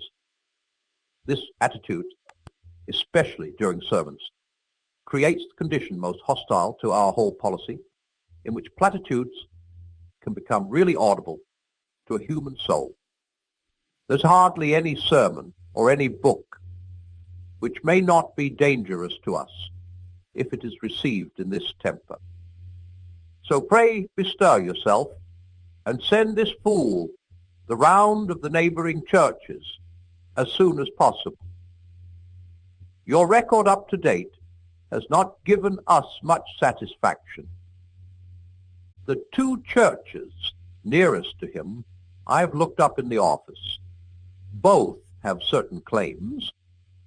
At the first of these, the vicar is a man who has been so long engaged in watering down the faith to make it easier for a supposedly incredulous and hard-headed congregation that it is now he who shocks his parishioners with his unbelief, not vice versa. He has undermined many, assaults Christianity. His conduct of the services is also admirable. In order to spare the laity all difficulties, he has deserted both the lectionary and the appointed psalms, and now, without noticing it, revolves endlessly round the little treadmill of his 15 favorite psalms and 20 favorite lessons. We are thus safe from the danger that any truth not already familiar to him and to his flock should ever reach them through Scripture. But perhaps your patient is not quite silly enough for this church, or not yet. At the other church we have Far Spike. The humans are often puzzled to understand the range of his opinion, why he is one day almost a communist, and the next not far from some kind of theocratic fascism, one day a scholastic, and the next prepared to deny human reason altogether, one day immersed in politics, and the day after declaring that all states of this world are equally under judgment. We, of course, see the connecting link, which is hatred. The man cannot bring himself to preach anything which is not calculated to shock, grieve, puzzle, or humiliate his parents and their friends. A sermon which such people could accept would be to him as insipid as a poem which they could scan. There is also a promising streak of dishonesty in him. We are teaching him to say the teaching of the church is, when he really means, I'm almost sure I read recently in Maritain, or someone of that sort. But I must warn you that he has one fatal defect. He really believes, and this may yet mar all. But there is one good point which both these churches have in common. They are both party churches. I think I warned you before that if your patient can't be kept out of the church, he ought at least to be violently attached to some party within it. I don't mean on really doctrinal issues. About those, the more lukewarm he is, the better. And it isn't the doctrines on which we chiefly depend for producing malice. The real fun is working up hatred between those who say Mass and those who say Holy Communion, when neither party could possibly state the difference between, say, Hooker's doctrine and Thomas Aquinas in any form which would hold water for 5 minutes. And all the purely indifferent things, candles and clothes and whatnot, are an admirable ground for our activities. We have quite removed from men's minds what that pestilent fellow Paul used to teach about food and other unessentials, namely, that the human without scruples should always give in to the human with scruples. You would think they could not fail to see the application. You would expect to find the low churchman genuflecting and crossing himself, lest the weak conscience of his high brother should be moved to irreverence, and the high one refraining from these exercises, lest he should betray his low brother into idolatry. And so it would have been but for our ceaseless labor. Without that, the variety of usage within the Church of England might have become a positive hotbed of charity and humility. Your affectionate uncle. My dear Wormwood, the contemptuous way in which you spoke of gluttony as a means of catching souls in your last letter only shows your ignorance. One of the great achievements of the last 100 years has been to deaden the human conscience on that subject, so that by now you will hardly find a sermon preached, or a conscience troubled about it, in the whole length and breadth of Europe. This has largely been effected by concentrating all our efforts on gluttony of delicacy, not gluttony of excess.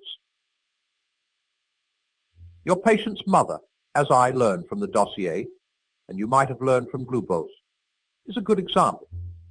She would be astonished, one day, I hope, will be, to learn that her whole life is enslaved to this kind of sensuality, which is quite concealed from her by the fact that the quantities involved are small.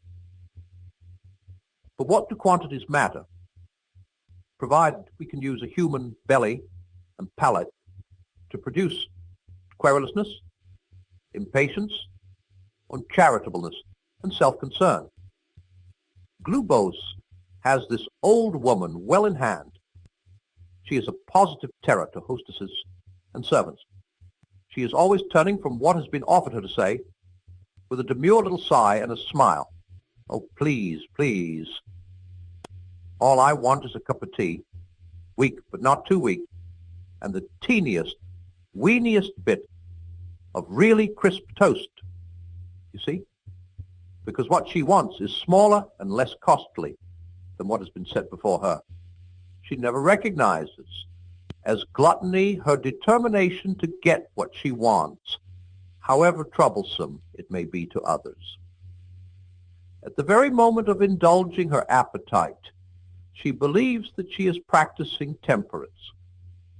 In a crowded restaurant, she gives a little scream at the plate which some overworked waitress has set before her and says, "Oh, that's far, far too much.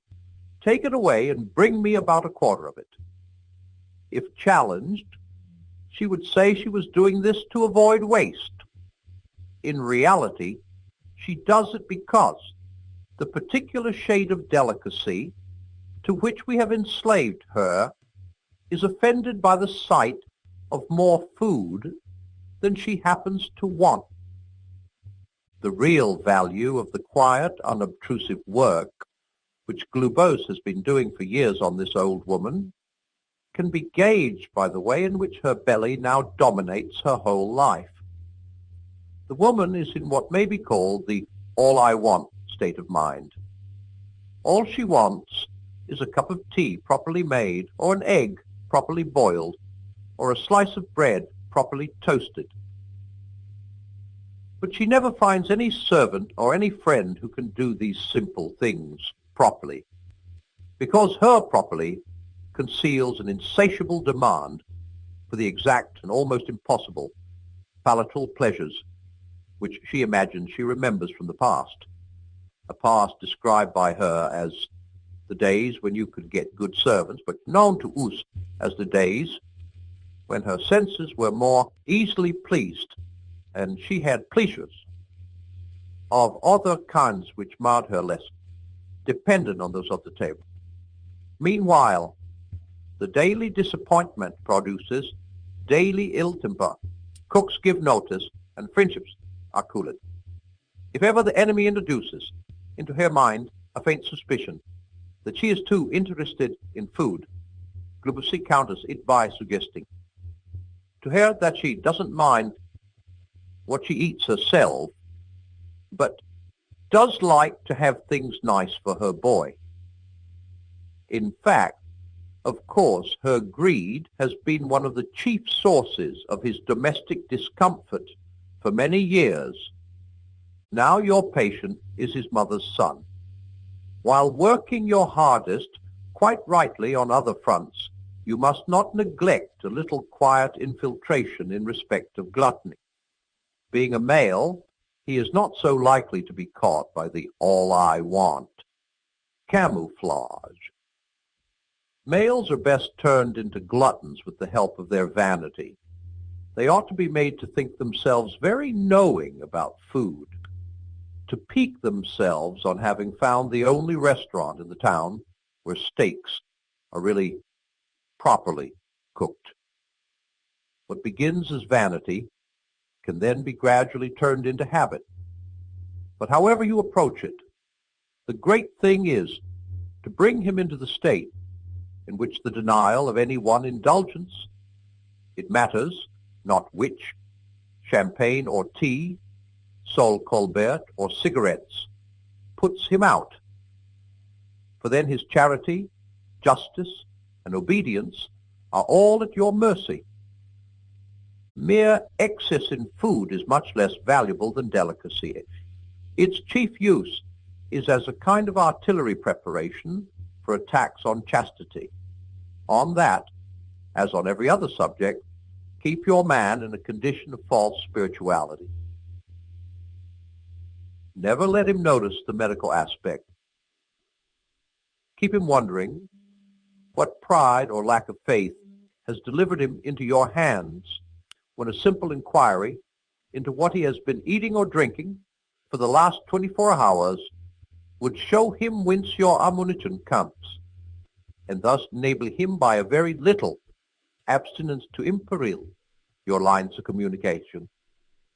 If he must think of the medical side of chastity, feed him the grand lie, which we have made the English humans believe, that physical exercise in excess and consequent fatigue are specially favorable to this virtue. How they can believe this, in face of the notorious lustfulness of sailors and soldiers, may well be asked. But we used the schoolmasters to put the story about. Men who were really interested in chastity as an excuse for games, and therefore recommended games as an aid to chastity. But this whole business is too large to deal with at the tail end of a letter, your affectionate uncle.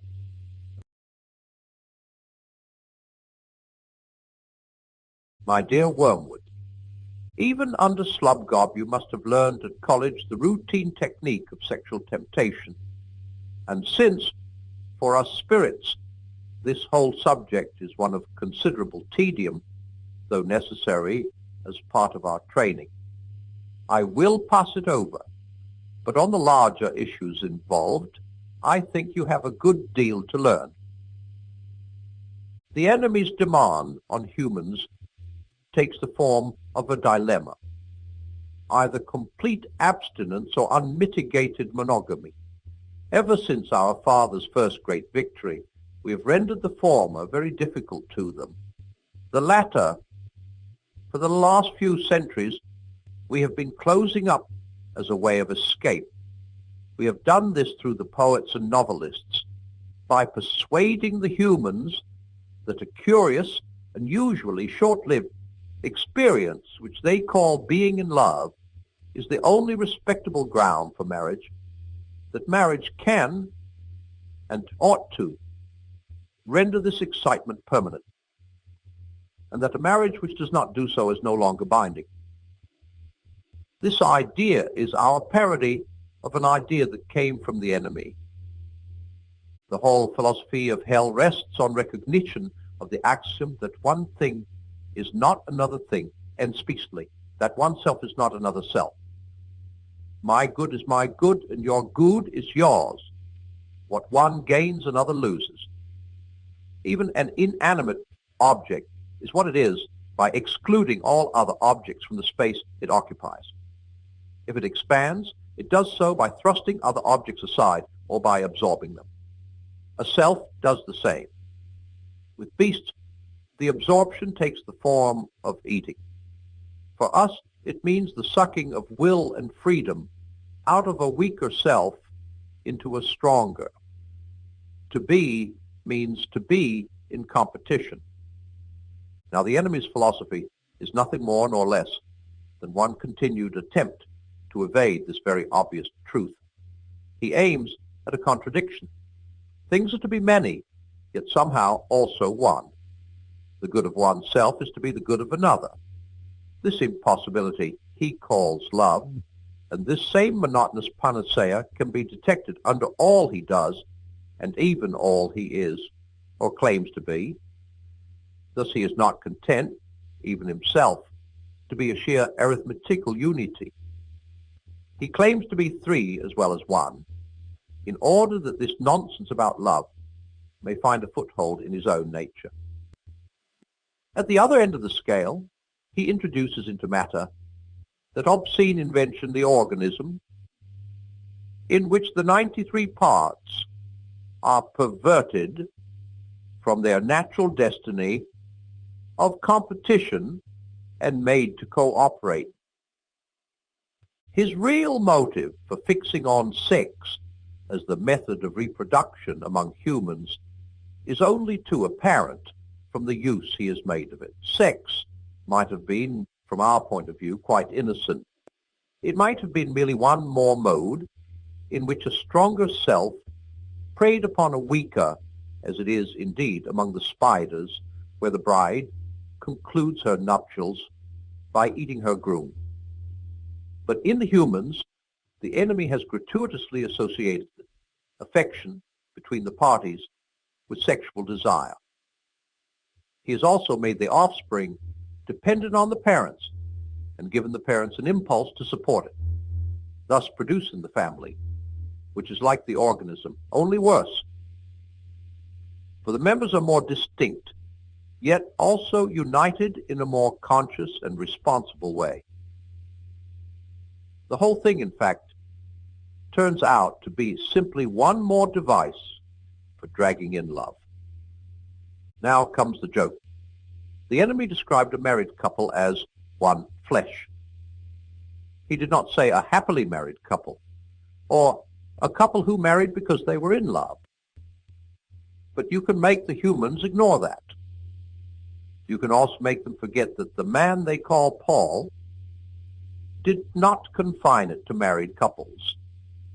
Mere copulation, for him, makes one flesh. You can thus get the humans to accept as rhetorical eulogies of being in love what were, in fact, plain descriptions of the real significance of sexual intercourse. The truth is that wherever a man lies with a woman, there, whether they like it or not, a transcendental relation is set up between them, which must be eternally enjoyed or eternally endured. From the true statement that this transcendental relation was intended to produce, and, if obediently entered into, too often will produce, affection and the family, humans can be made to infer the false belief that the blend of affection, fear, and desire, which they call being in love, is the only thing that makes marriage either happy or holy. The error is easy to produce because being in love does very often, in Western Europe, precede marriages which are made in obedience to the enemy's designs, that is, with the intention of fidelity, fertility, and goodwill, just as religious emotion very often, but not always, attends conversion. In other words, the humans are to be encouraged to regard as the basis for marriage a highly colored and distorted version of something the enemy really promises as its result. Two advantages follow. In the first place, humans who have not the gift of continence can be deterred from seeking marriage as a solution because they do not find themselves in love. And, thanks to us, the idea of marrying with any other motive seems to them low and cynical. Yes, they think that. They regard the intention of loyalty to a partnership for mutual help, for the preservation of chastity, and for the transmission of life as something lower than a storm of emotion. Don't neglect to make your man think the marriage service very offensive.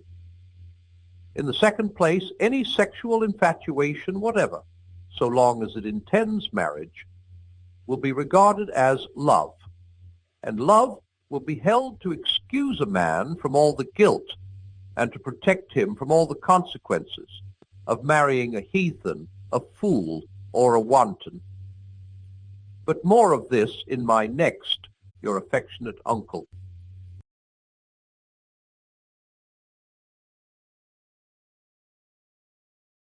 My dear Wormwood, I have been thinking very hard about the question in your last letter.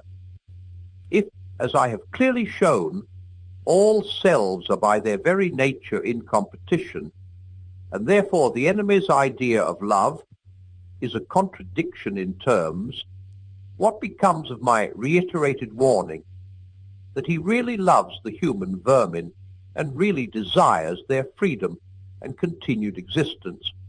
I hope, my dear boy, you have not shown my letters to anyone. Not that it matters, of course. Anyone would see that the appearance of heresy into which I have fallen is purely accidental. By the way, I hope you understood, too, that some apparently uncomplimentary references to Slubgob were purely jocular. I really have the highest respect for him. And of course, some things I said about not shielding you from the authorities were not seriously meant. You can trust me to look after your interests. But do keep everything under lock and key. The truth is, I slipped by mere carelessness into saying that the enemy really loves the humans. That, of course, is an impossibility. He is one being. They are distinct from him. Their good cannot be his. All his talk about love must be a disguise for something else. He must have some real motive for creating them and taking so much trouble about them. The reason one comes to talk as if he really had this impossible love is our utter failure to find out that real motive. What does he stand to make out of them? That is the insoluble question. I do not see that it can do any harm to tell you that this very problem was a chief cause of our father's quarrel with the enemy. When the creation of man was first mooted, and when, even at that stage, the enemy freely confessed that he foresaw a certain episode about a cross, our father very naturally sought an interview and asked for an explanation. The enemy gave no reply except to produce the cock and bull story about disinterested love, which he has been circulating ever since. This our father naturally could not accept. He implored the enemy to lay his cards on the table and gave him every opportunity. He admitted that he felt a real anxiety to know the secret. The enemy replied, "I wish with all my heart that you did." It was, I imagine, at this stage in the interview that our father's disgust at such an unprovoked lack of confidence caused him to remove himself an infinite distance from the presence, with a suddenness which has given rise to the ridiculous enemy story that he was forcibly thrown out of heaven. Since then, we have begun to see why our oppressor was so secretive. His throne depends on the secret. Members of his faction have frequently admitted that if ever we came to understand what he means by love, the war would be over and we should re-enter heaven. And there lies the great task. We know that he cannot really love. Nobody can. It doesn't make sense. If we could only find out what he is really up to. Hypothesis after hypothesis has been tried, and still we can't find out. Yet we must never lose hope. More and more complicated theories, fuller and fuller collections of data, richer rewards for researchers who make progress, more and more terrible punishments for those who fail. All this, pursued and accelerated to the very end of time, cannot surely fail to succeed. You complain that my last letter does not make it clear whether I regard being in love as a desirable state for a human or not. But really, Wormwood, that is the sort of question one expects them to ask. Leave them to discuss whether love or patriotism or celibacy or candles on altars or teetotalism or education are good or bad. Can't you see there's no answer? Nothing matters at all except the tendency of a given state of mind in given circumstances to move a particular patient at a particular moment nearer to the enemy or nearer to us. Thus, it would be quite a good thing to make the patient decide that love is good or bad. If he is an arrogant man with a contempt for the body really based on delicacy but mistaken by him for purity, and one who takes pleasure in flouting what most of his fellows approve, by all means let him decide against love. Instill into him an overweening asceticism, and then, when you have separated his sexuality from all that might humanize it, weigh in on him with it in some much more brutal and cynical form. If, on the other hand, he is an emotional, gullible man, feed him on minor poets and fifth-rate novelists of the old school until you have made him believe that love is both irresistible and somehow intrinsically meritorious. This belief is not much help, I grant you, in producing casual unchastity, but it is an incomparable recipe for prolonged, noble, romantic, tragic adulteries, ending, if all goes well, in murders and suicides.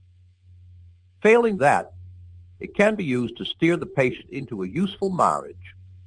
For marriage, though the enemy's invention has its uses, there must be several young women in your patient's neighborhood who would render the Christian life intensely difficult to him if only you could persuade him to marry one of them. Please send me a report on this when you next write. In the meantime, get it quite clear in your own mind that this state of falling in love is not in itself necessarily favorable, either to us or to the other side. It is simply an occasion which we and the enemy are both trying to exploit. Like most of the other things which humans are excited about, such as health and sickness, age and youth, or war and peace, it is, from the point of view of the spiritual life, mainly raw material. Your affectionate uncle. My dear Wormwood, I note with great displeasure that the enemy has, for the time being, put a forceful end to your direct attacks on the patient's chastity. You ought to have known that he always does in the end, and you ought to have stopped before you reached that stage. For as things are, your man has now discovered the dangerous truth that these attacks don't last forever. Consequently, you cannot use again what is, after all, our best weapon, the belief of ignorant humans that there is no hope of getting rid of us except by yielding. I suppose you've tried persuading him that chastity is unhealthy. I haven't yet got a report from you on young women in the neighborhood. I should like it at once, for if we can't use his sexuality to make him unchaste, we must try to use it for the promotion of a desirable marriage. In the meantime, I would like to give you some hint about the type of woman, I mean the physical type, which he should be encouraged to fall in love with, if falling in love is the best we can manage. In a rough and ready way, of course, this question is decided for us by spirits far deeper down in the lower archy than you and I. It is the business of these great masters to produce in every age a general misdirection of what may be called sexual taste. This they do by working through the small circle of popular artists, dressmakers, actresses, and advertisers who determine the fashionable type. The aim is to guide each sex away from those members of the other with whom spiritually helpful, happy, and fertile marriages are most likely. Thus, we have now for many centuries triumphed over nature to the extent of making certain secondary characteristics of the male, such as the beard, disagreeable to nearly all the females, and there is more in that than you might suppose. As regards the male taste, we have varied a good deal. At one time we have directed it to the statuesque, an aristocratic type of beauty, mixing men's vanity with their desires, and encouraging the race to breed chiefly from the most arrogant and prodigal woman. At another, we have selected an exaggeratedly feminine type, faint and languishing, so that folly and cowardice and all the general falseness and littleness of mind which go with them shall be at a premium. At present, we are on the opposite tack. The age of jazz has succeeded Juanto, the age of the waltz. And we now teach men to like women whose bodies are scarcely distinguishable from those of boys. Since this is a kind of beauty even more transitory than most, we thus aggravate the female's chronic horror of growing old, with many excellent results, and render her less willing and less able to bear children. And that is not all. We have engineered a great increase in the license which society allows to the representation of the apparent nude, not the real nude, in art, and its exhibition on the stage or the bathing beach. It is all a fake, of course. The figures in the popular art are falsely drawn. The real women in bathing suits or tights are actually pinched in and propped up to make them appear firmer and more slender and more boyish than nature allows a full-grown woman to be. Yet at the same time, the modern world is taught to believe that it is being frank and healthy and getting back to nature. As a result, we are more and more directing the desires of men to something which does not exist, making the role of the eye in sexuality more and more important, and at the same time making its demands more and more impossible. What follows you can easily forecast. That is the general strategy of the moment. But inside that framework, you will still find one for it possible to encourage your patient's desires in one of two directions. You will find, if you look carefully into any human's heart, that he is haunted by at least two imaginary women, a terrestrial and an infernal Venus, and that his desire differs qualitatively according to its object. There is one type for which his desire is such as to be naturally amenable to the enemy, readily mixed with charity, readily obedient to marriage, colored all through with that golden light of reverence and naturalness which we detest. There is another type which he desires brutally, and desires to desire brutally, a type best used to draw him away from marriage altogether, but which, even within marriage, he would tend to treat as a slave, an idol, or an accomplice. His love for the first might involve what the enemy calls evil, but only accidentally. The man would wish that she was not someone else's wife, and be sorry that he could not love her lawfully. But in the second type, the felt evil is what he wants. It is that tang in the flavor which he is after. In the face, it is the visible animality, or sulkiness, or craft, or cruelty, which he likes.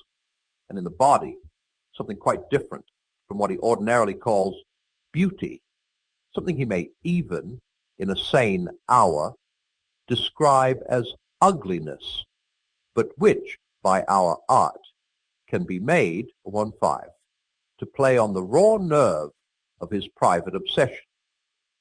The real use of the infernal Venus is, no doubt, as prostitute or mistress. But if your man is a Christian, and if he has been well trained in nonsense about irresistible and all-excusing love, he can often be induced to marry her and that is very well worth bringing about. You will have failed as regards fornication and solitary vice, but there are other and more indirect methods of using a man's sexuality to his undoing. And by the way, they are not only efficient, but delightful. The unhappiness produced is of a very lasting and exquisite kind, your affectionate uncle. My dear Wormwood, yes, a period of sexual temptation is an excellent time for working in a subordinate attack on the patient's peevishness.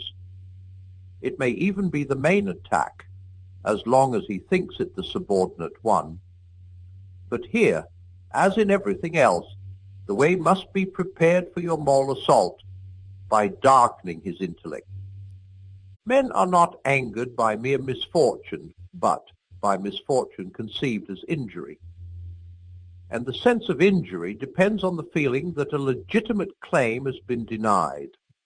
The more claims on life, therefore, that your patient can be induced to make, the more often he will feel injured and, as a result, ill-tempered.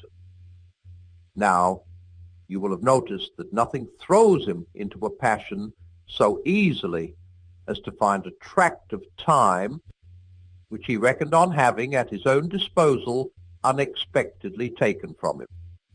It is the unexpected visitor when he looked forward to a quiet evening, or the friend's talkative wife turning up when he looked forward to a tete-a-tete with the friend, that throw him out of gear. Now he is not yet so uncharitable or slothful that these small demands on his courtesy are in themselves too much for it. They anger him because he regards his time as his own and feels that it is being stolen. You must therefore zealously guard in his mind the curious assumption, my time is my own. Let him have the feeling that he starts each day as the lawful possessor of 24 hours. Let him feel as a grievous tax that portion of this property which he has to make over to his employers, and as a generous donation that further portion which he allows to religious duties.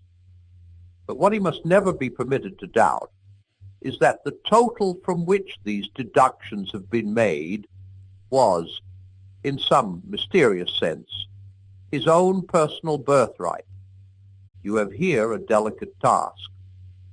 The assumption which you want him to go on making is so absurd that if once it is questioned, even we cannot find a shred of argument in its defense. The man can neither make nor retain one moment of time. It all comes to him by pure gift. He might as well regard the sun and moon as his chattels. He is also, in theory, committed to a total service of the enemy. And if the enemy appeared to him in bodily form and demanded that total service for even one day, he would not refuse. He would be greatly relieved if that one day involved nothing harder than listening to the conversation of a foolish woman. And he would be relieved almost to the pitch of disappointment if for 1/2 hour in that day the enemy said, "Now you may go and amuse yourself." Now if he thinks about his assumption for a moment, even he is bound to realize that he is actually in this situation every day. When I speak of preserving this assumption in his mind, therefore, the last thing I mean you to do is to furnish him with arguments in its defense. There aren't any. Your task is purely negative. Don't let his thoughts come anywhere near it. Wrap a darkness about it, and in the center of that darkness, let his sense of ownership in time lie silent, uninspected, and operative. The sense of ownership in general is always to be encouraged. The humans are always putting up claims to ownership, which sound equally funny in heaven and in hell, and we must keep them doing so. Much of the modern resistance to chastite come as from men's belief that they own the bodies, those vast and perilous estates, pulsating with the energy that made the worlds in which they find themselves without their consent, and from which they are ejected at the pleasure of another. It is as if a royal child whom his father has placed, for love's sake, in titular command of some great province, under the real rule of wise counselors, should come to fancy he really owns the cities, the forests, and the corn, in the same way as he owns the bricks on the nursery floor. We produce this sense of ownership not only by pride, but by confusion. We teach them not to notice the different senses of the possessive pronoun, the finely graded differences that run from my boots, through my dog, my servant, my wife, my father, my master, and my country, to my God. They can be taught to reduce all these senses to that of my boots, the my of ownership. Even in the nursery, a child can be taught to mean by my teddy bear, not the old imagined recipient of affection, to whom it stands in a special relation, for that is what the enemy will teach them to mean if we are not careful. But the bear I can pull to pieces if I like. And at the other end of the scale, we have taught men to say, my God, in a sense not really very different from my boots, meaning the God on whom I have a claim for my distinguished services, and whom I exploit from the pulpit, the God I have done a corner in. And all the time the joke is that the word mine, in its fully possessive sense, cannot be uttered by a human being about anything. In the long run, either our father or the enemy will say mine of each thing that exists, and especially of each man. They will find out in the end, never fear, to whom their time, their souls, and their bodies really belong, certainly not to them, whatever happens. At present, the enemy says mine of everything on the pedantic, legalistic ground that he made it. Our Father hopes in the end to say mine of all things on the more realistic and dynamic ground of conquest. Your affectionate uncle.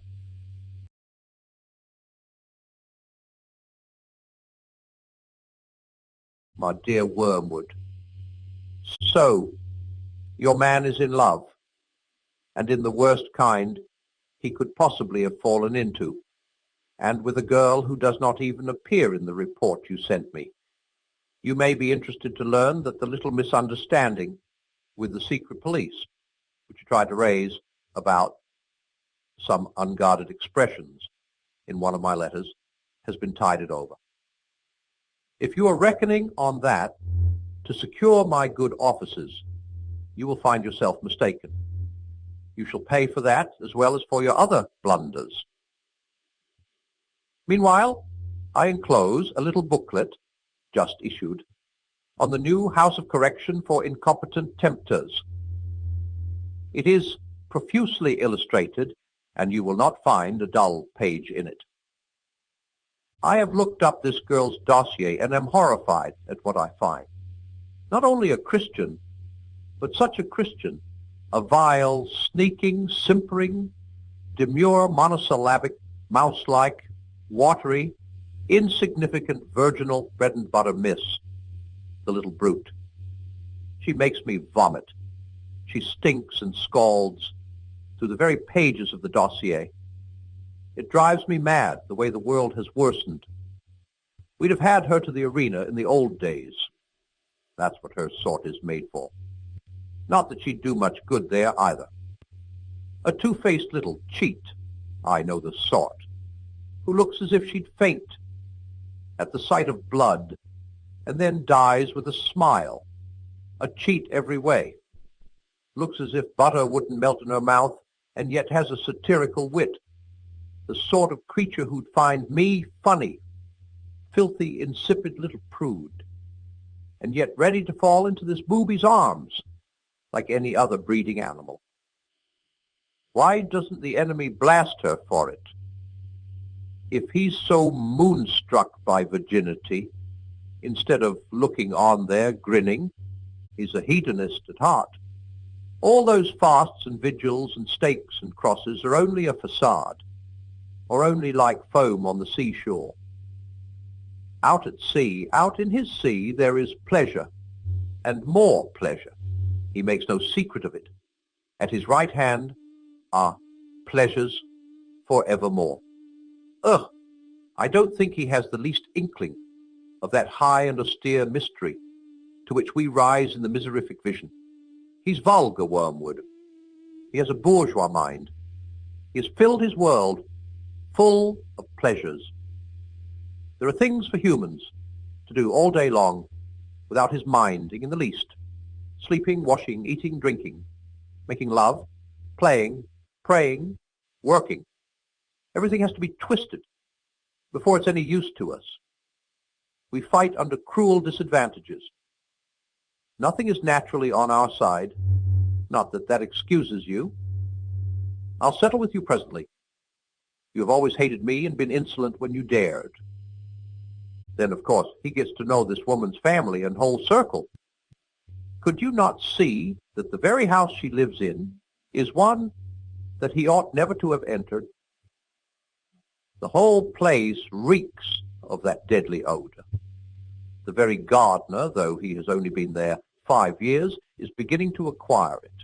Even guests, after a weekend visit, carry some of the smell away with them. The dog and the cat are tainted with it, and a house full of the impenetrable mystery. We are certain it is a matter of first principles, that each member of the family must in some way be making capital out of the others.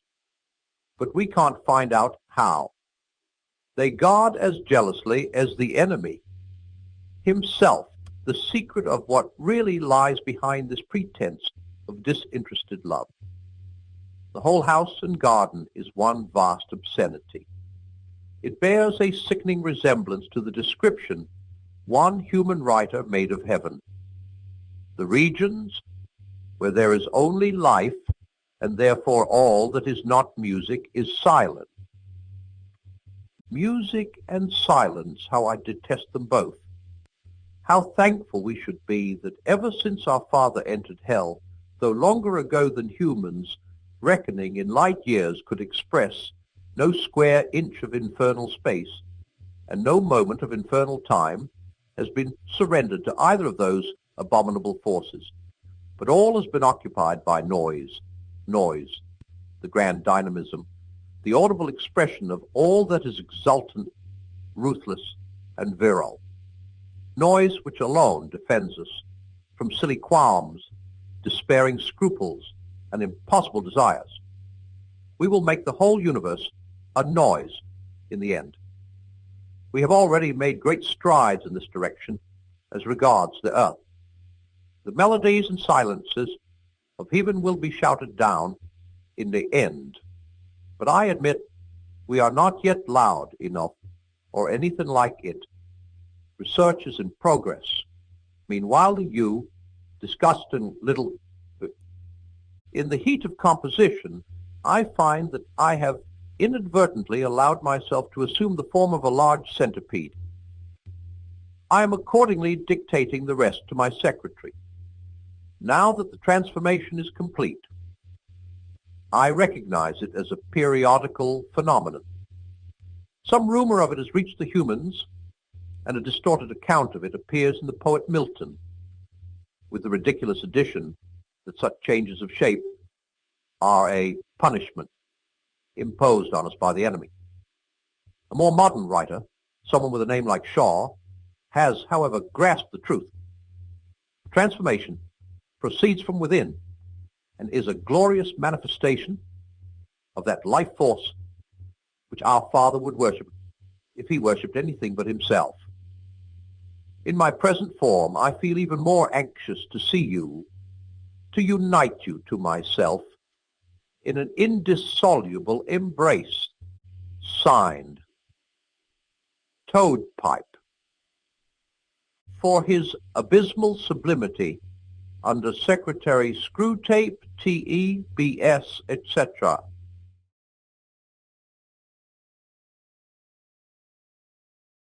My dear Wormwood, through this girl and her disgusting family, the patient is now getting to know more Christians every day, and very intelligent Christians too. For a long time it will be quite impossible to remove spirituality from his life. Very well then, we must corrupt it. No doubt you have often practiced transforming yourself into an angel of light as a parade ground exercise. Now is the time to do it in the face of the enemy. The world and the flesh have failed us. A third power remains, and success of this third kind is the most glorious of all. A spoiled saint, a Pharisee, an inquisitor, or a magician makes better sport in hell than a mere common tyrant or debauch. Looking round your patient's new friends, I find that the best point of attack would be the borderline between theology and politics. Several of his new friends are very much alive to the social implications of their religion. That in itself is a bad thing, but good can be made out of it. You will find that a good many Christian political writers think that Christianity began going wrong and departing from the doctrine of its founder at a very early stage. Now this idea must be used by us to encourage, once again, the conception of a historical Jesus, to be found by clearing away later accretions and perversions, and then to be contrasted with the whole Christian tradition. In the last generation, we promoted the construction of such a historical Jesus on liberal and humanitarian lines. We are now putting forward a new historical Jesus on Marxian, catastrophic and revolutionary lines. The advantages of these constructions, which we intend to change every 30 years or so, are manifold. In the first place, they all tend to direct men's devotion to something which does not exist. For each historical Jesus is unhistorical. The documents say what they say and cannot be added to. Each new historical Jesus, therefore, has to be got out of them by suppression at one point and exaggeration at another, and by that sort of guessing. Brilliant is the adjective we teach humans to apply to it, on which no one would risk 10 shillings in ordinary life, but which is enough to produce a crop of new Napoleons, new Shakespeares, and new Swifts in every publisher's autumn list. In the second place, all such constructions place the importance of their historical Jesus in some peculiar theory he is supposed to have promulgated. He has to be a great man in the modern sense of the word, one standing at the terminus of some centrifugal and imbalanced line of thought, a crank vending a panacea. We thus distract men's minds from who he is and what he did. We first make him solely a teacher, and then conceal the very substantial agreement between his teachings and those of all other great moral teachers. For humans must not be allowed to notice that all great moralists are sent by the enemy not to inform men, but to remind them, to restate the primeval moral platitudes against our continual concealment of them. We make the sophists. He raises up a Socrates to answer them. Our third aim is, by these constructions, to destroy the devotional life. For the real presence of the enemy, otherwise experienced by men in prayer and sacrament, we substitute a merely probable, remote, shadowy, and uncouth figure, one who spoke a strange language and died a long time ago. Such an object cannot in fact be worshipped. Instead of the Creator adored by its creature, you soon have merely a leader acclaimed by a partisan, and finally, a distinguished character approved by a judicious historian. And fourthly, besides being unhistorical in the Jesus it depicts, religion of this kind is false to history, in another sense. No nation and few individuals are really brought into the enemy's camp by the historical study of the biography of Jesus, simply as biography. Indeed, materials for a full biography have been withheld from men. The earliest converts were converted by a single historical fact, the resurrection, and a single theological doctrine, the redemption, operating on a sense of sin which they already had, and sin not against some new fancy-dressed law produced as a novelty by a great man, but against the old platitudinous universal moral law which they had been taught by their nurses and mothers. The Gospels come later and were written not to make Christians, but to edify Christians already made. The historical Jesus, then, however dangerous he may seem to be to us at some particular point, is always to be encouraged. About the general connection between Christianity and politics, our position is more delicate. Certainly we do not want men to allow their Christianity to flow over into their political life, for the establishment of anything like a really just society would be a major disaster. On the other hand, we do want, and want very much, to make men treat Christianity as a means, preferably, of course, as a means to their own advancement, but failing that, as a means to anything, even to social justice.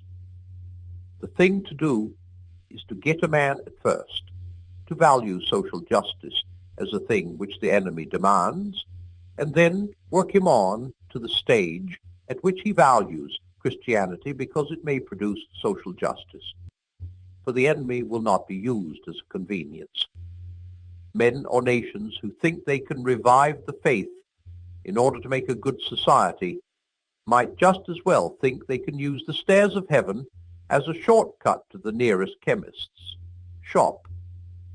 Fortunately, it is quite easy to coax humans round this little corner. Only today I have found a passage in a Christian writer where he recommends his own version of Christianity on the ground that only such a faith can outlast the death of old cultures and the birth of new civilizations. You see the little rift? Believe this, not because it is true, but for some other reason. That's the game, your affectionate uncle. My dear Wormwood, I have been in correspondence with Slum Trimpet, who is in charge of your patient's young woman, and begin to see the chink in her armor. It is an unobtrusive little vice, which she shares with nearly all women who have grown up in an intelligent circle, united by a clearly defined belief. And it consists in a quite untroubled assumption that the outsiders who do not share this belief are really too stupid and ridiculous. The males who habitually meet these outsiders do not feel that way. Their confidence, if they are confident, is of a different kind. Hers, which she supposes to be due to faith, is in reality largely due to the mere color she has taken from her surroundings. It is not, in fact, very different from the conviction she would have felt at the age of 10 that the kind of fish knives used in her father's house were the proper or normal or real kind, while those of the neighboring families were not real fish knives at all. Now, the element of ignorance and naivety in all this is so large, and the element of spiritual pride so small, that it gives us little hope of the girl herself. But have you thought of how it can be made to influence your own patient? It is always the novice who exaggerates. The man who has risen in society is over-refined. The young scholar is pedantic. In this new circle, your patient is a novice. He is there daily meeting Christian life of equality. He never before imagined and seeing it all through an enchanted glass because he is in love. He is anxious. Indeed, the enemy commands him to imitate this quality. Can you get him to imitate this defect in his mistress and to exaggerate it until what was venial in her becomes in him the strongest and most beautiful of the vices, spiritual pride? The conditions seem ideally favorable. The new circle in which he finds himself is one of which he is tempted to be proud for many reasons other than its Christianity. It is a better educated, more intelligent, more agreeable society than any he has yet encountered. He is also under some degree of illusion as to his own place in it. Under the influence of love, he may still think himself unworthy of the girl, but he is rapidly ceasing to think himself unworthy of the others. He has no notion how much in him is forgiven, because they are charitable and made the best of, because he is now one of the family. He does not dream how much of his conversation, how many of his opinions are recognized by them all as mere echoes of their own. Still less does he suspect how much of the delight he takes in these people is due to the erotic enchantment which the girl, for him, spreads over all her surroundings. He thinks that he likes their talk and way of life because of some congruity between their spiritual state and his, when in fact they are so far beyond him that if he were not in love, he would be merely puzzled and repelled by much which he now accepts. He is like a dog, which should imagine it understood firearms because its hunting instinct and love for its master enable it to enjoy a day's shooting. Here is your chance.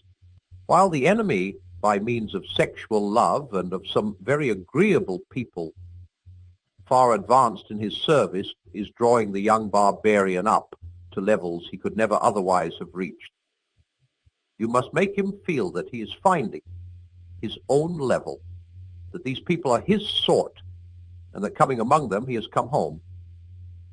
When he turns from them to other society, he will find it dull, partly because almost any society within his reach is, in fact, much less entertaining, but still more because he will miss the enchantment of the young woman.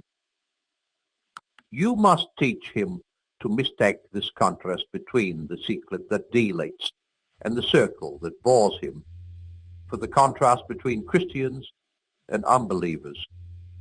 He must be made to feel, he'd better not put it into words, how different we Christians are. And by we Christians, he must really, but unknowingly, mean my set. And by my set, he must mean not the people who, in their charity and humility, have accepted me, but the people with whom I associate by right. Success here depends on confusing him. If you try to make him explicitly and professedly proud of being a Christian, you will probably fail. The enemy's warnings are too well known. If, on the other hand, you let the idea of we Christians drop out altogether and merely make him complacent about his set, you will produce not true spiritual pride, but mere social vanity, which, by comparison, is a trumpery, puny little sin. What you want is to keep a sly self-congratulation mixing with all his thoughts and never allow him to raise the question, what precisely am I congratulating myself about? The idea of belonging to an inner ring, of being in a secret, is very sweet to him. Play on that nerve. Teach him using the influence of this girl, when she's silliest, to adopt an air of amusement at the things the unbelievers say. Some theories, which he may meet in modern Christian circles, may here prove helpful. Theories, I mean, that place the hope of society in some inner ring of clerks, some trained minority of theocrats. It is no affair of yours whether those theories are true or false. The great thing is to make Christianity a mystery religion in which he feels himself one of the initiates. Pray do not fill your letters with rubbish about this European war. Its final issue is, no doubt, important, but that is a matter for the High Command. I am not in the least interested in knowing how many people in England have been killed by bombs.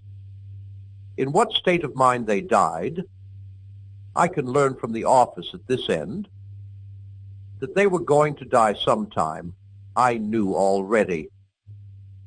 Please keep your mind on your work, your affectionate uncle.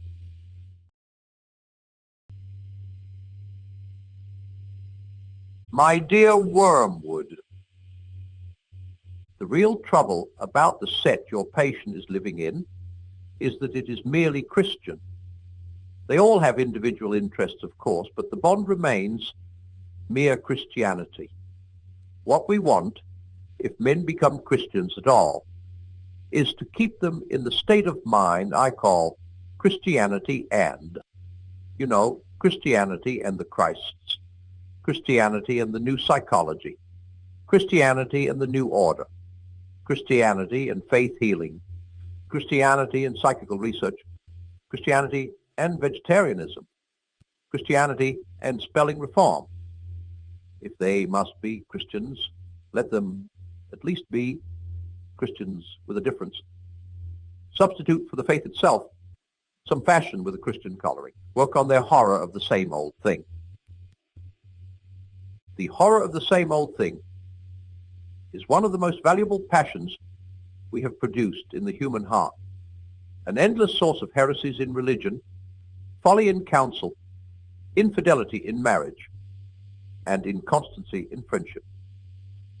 The humans live in time and experience reality successively. To experience much of it, therefore, they must experience many different things. In other words, they must experience change. And since they need change, the enemy, being a hedonist at heart, has made change pleasurable to them, just as he has made eating pleasurable. But since he does not wish them to make change any more than eating an end in itself, he has balanced the love of change in them by a love of permanence. He has contrived to gratify both tastes together in the very world he has made by that union of change and permanence, which we call rhythm. He gives them the seasons, each season different, yet every year the same, so that spring is always felt as a novelty, yet always as the recurrence of an immemorial theme. He gives them in his church a spiritual year. They change from a fast to a feast, but it is the same feast as before. Now, just as we pick out and exaggerate the pleasure of eating to produce gluttony, so we pick out this natural pleasantness of change and twist it into a demand for absolute novelty. This demand is entirely our workmanship. If we neglect our duty, men will be not only contented, but transported by the mixed novelty and familiarity of snowdrops this January, sunrise this morning, plum pudding this Christmas.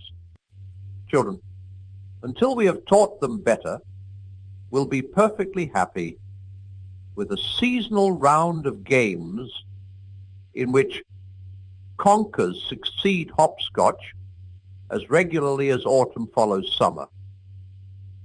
Only by our incessant efforts is the demand for infinite or unrhythmical change kept up. This demand is valuable in various ways. In the first place, it diminishes pleasure while increasing desire. The pleasure of novelty is by its very nature more subject than any other to the law of diminishing returns, and continued novelty costs money, so that the desire for it spells avarice or unhappiness or both. And again, the more rapacious this desire, the sooner it must eat up all the innocent sources of pleasure and pass on to those the enemy forbids, thus by inflaming the horror of the same old thing. We have recently made the arts, for example, less dangerous to us than perhaps they have ever been, lowbrow and highbrow artists alike being now daily drawn into fresh and still fresh excesses of lasciviousness, unreason, cruelty, and pride. Finally, the desire for novelty is indispensable if we are to produce fashions or vogues. The use of fashions in thought is to distract the attention of men from their real dangers. We direct the fashionable outcry of each generation against those vices of which it is least in danger, and fix its approval on the virtue nearest to that vice which we are trying to make endemic. The game is to have them all running about with fire extinguishers whenever there is a flood, and all crowding to that side of the boat, which is already nearly gunwale under. Thus we make it fashionable to expose the dangers of enthusiasm at the very moment when they are all really becoming worldly and lukewarm, a century later, when we are really making them all Byronic and drunk with emotion. The fashionable outcry is directed against the dangers of the mere understanding.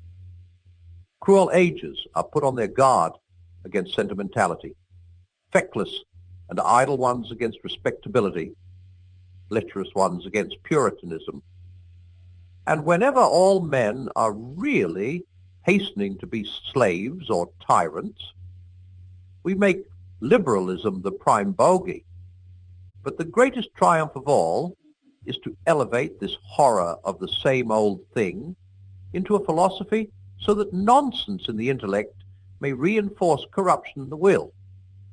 It is here that the general evolutionary or historical character of modern European thought, partly our work, comes in so useful. The enemy loves platitudes of a proposed course of action. He wants men, so far as I can see, to ask very simple questions. Is it righteous? Is it prudent? Is it possible? Now, if we can keep men asking, is it in accordance with the general movement of our time?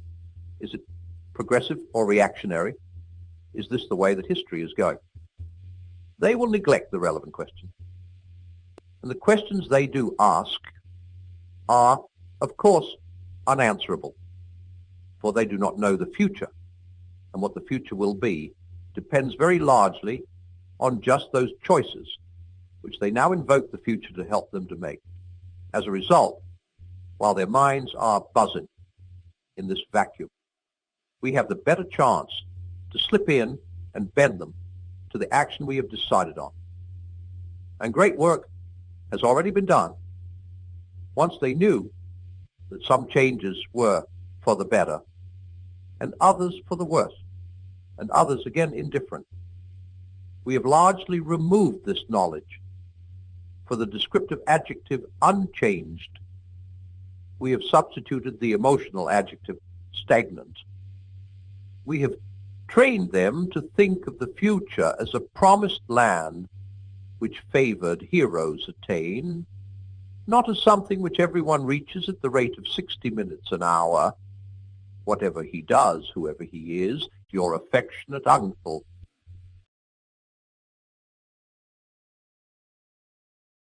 My dear Wormwood, yes, courtship is the time for sowing those seeds which will grow up 10 years later into domestic hatred.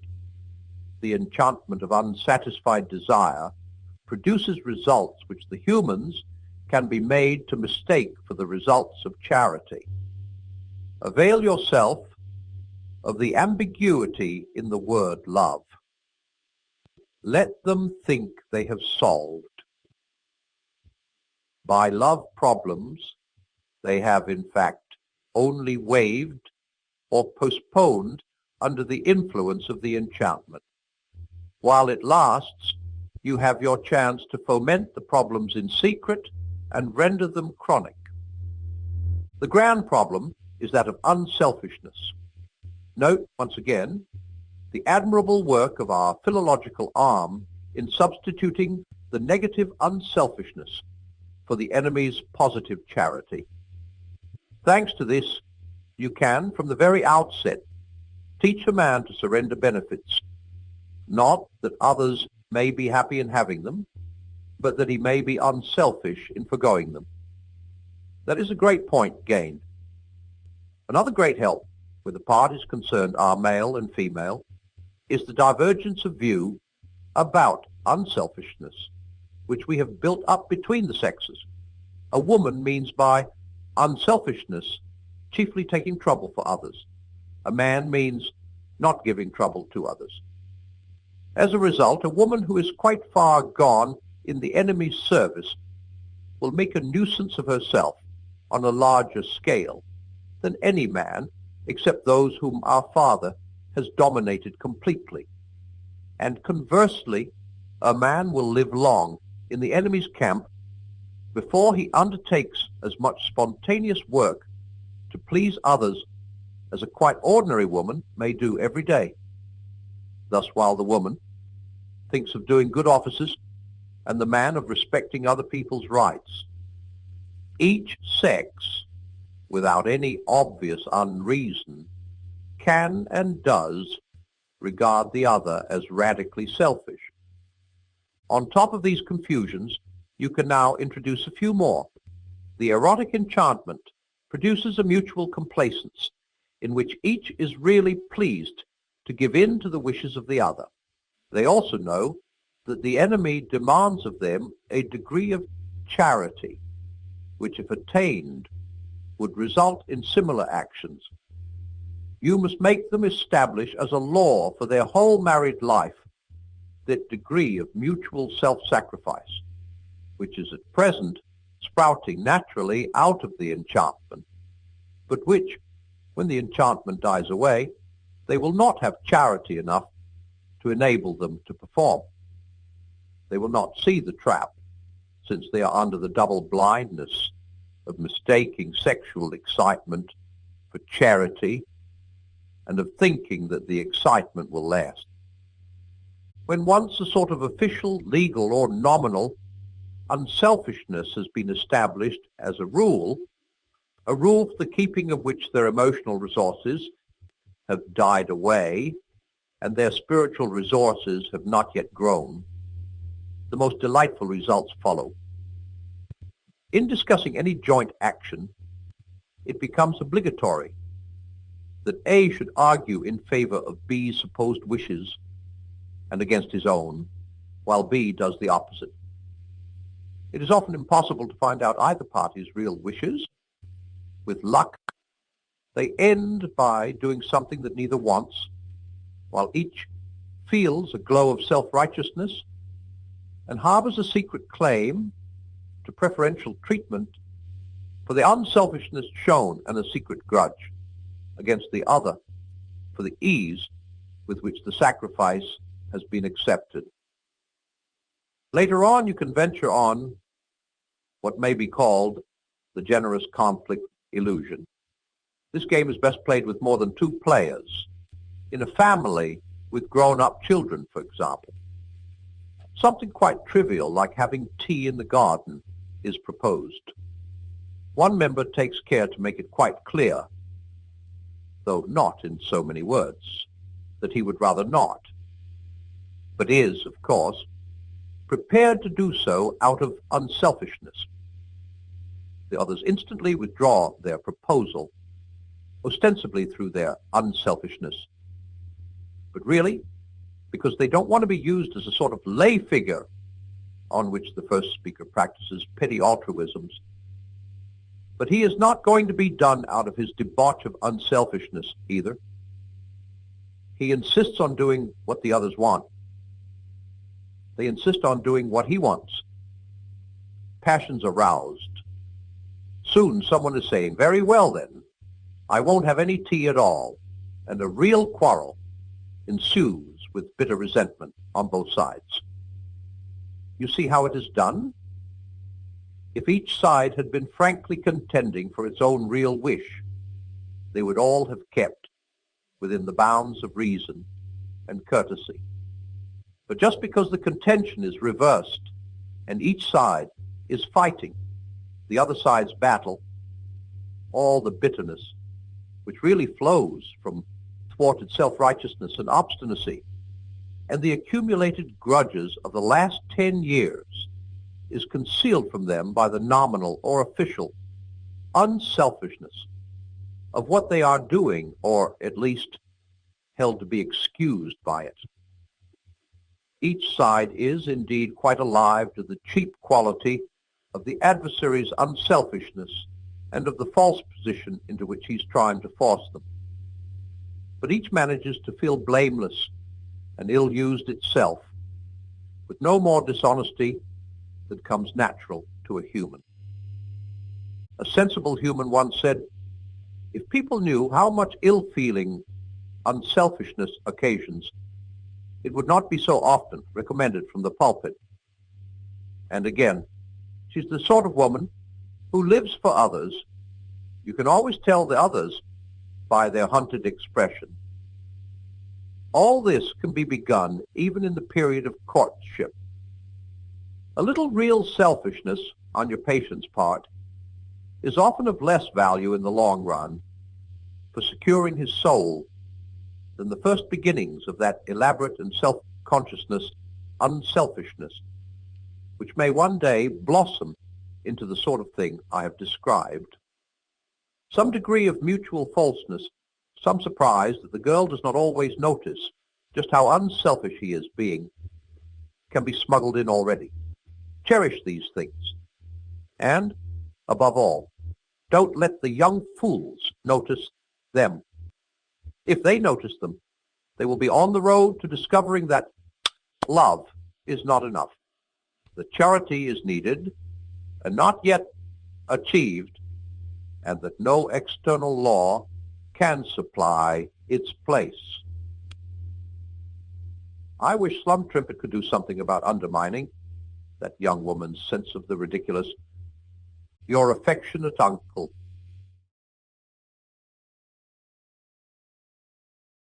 My dear Wormwood, you seem to be doing very little good at present.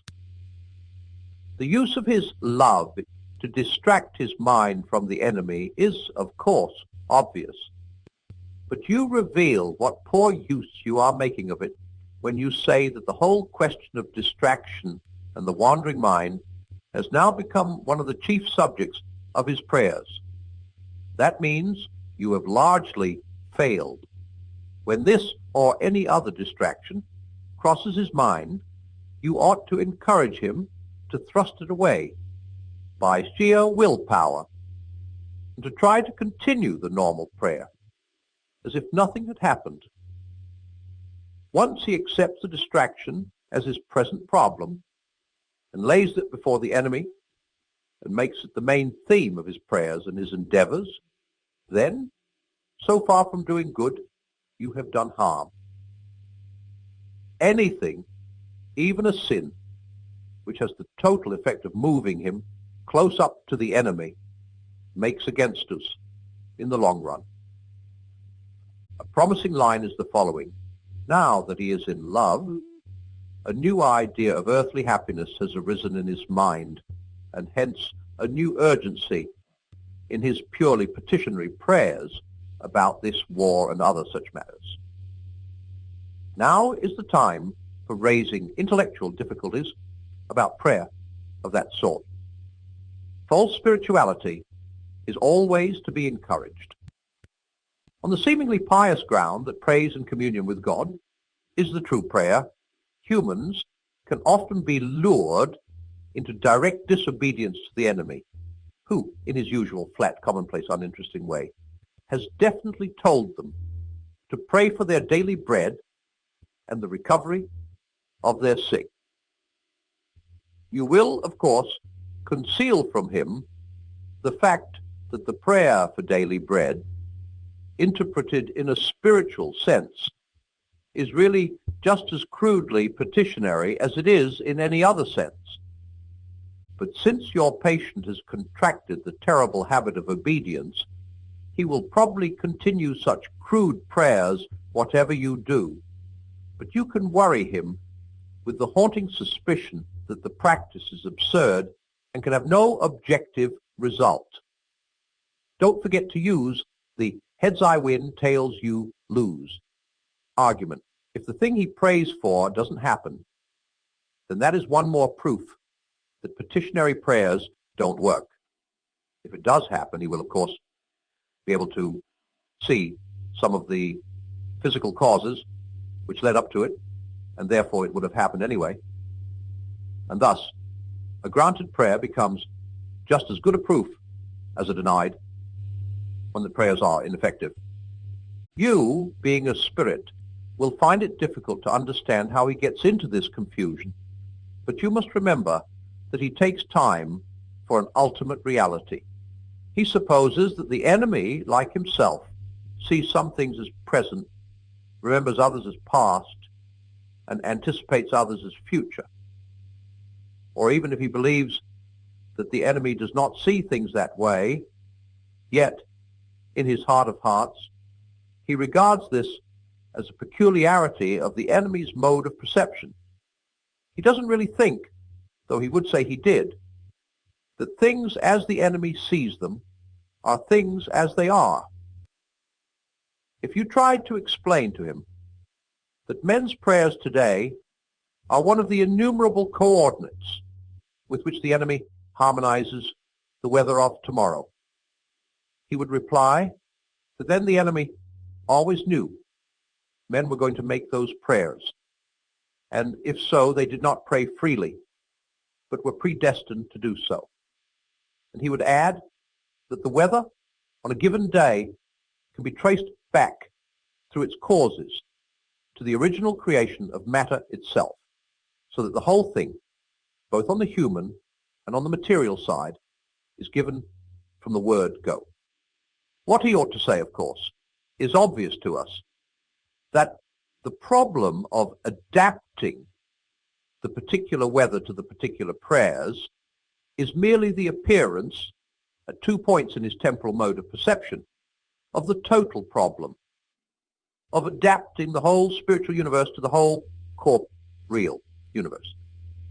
That creation in its entirety operates at every point of space and time, or rather that their kind of consciousness forces them to encounter the whole self-consistent creative act as a series of successive events.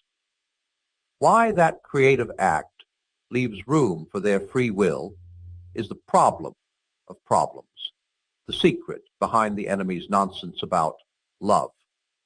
How it does so is no problem at all, for the enemy does not foresee the humans making their free contributions in the future, but sees them doing so in his unbounded now.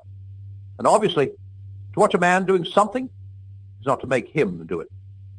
It may be replied that some meddlesome human writers, notably Boethius, have let this secret out. But in the intellectual climate which we have at last succeeded in producing throughout Western Europe, you needn't bother about that. Only the learned read old books, and we have now so dealt with the learned that they are of all men the least likely to acquire wisdom by doing so. We have done this by inculcating the historical point of view. The historical point of view, put briefly, means that when a learned man is presented with any statement in an ancient author, the one question he never asks is whether it is true. He asks who influenced the ancient writer, and how far the statement is consistent with what he said in other books, and what phase in the writer's development or in the general history of thought it illustrates and how it affected later writers, and how often it has been misunderstood, especially by the learned man's own colleagues, and what the general course of criticism on it has been for the last 10 years, and what is the present state of the question. To regard the ancient writer as a possible source of knowledge, to anticipate that what he said could possibly modify your thoughts or your behavior, this would be rejected as unutterably simple-minded. And since we cannot deceive the whole human race all the time, it is most important thus to cut every generation off from all others. For where learning makes a free commerce between the ages, there is always the danger that the characteristic errors of one may be corrected by the characteristic truths of another. But thanks be to our Father and the historical point of view, great scholars are now as little nourished by the past as the most ignorant mechanic who holds that history is bunk. Your affectionate uncle.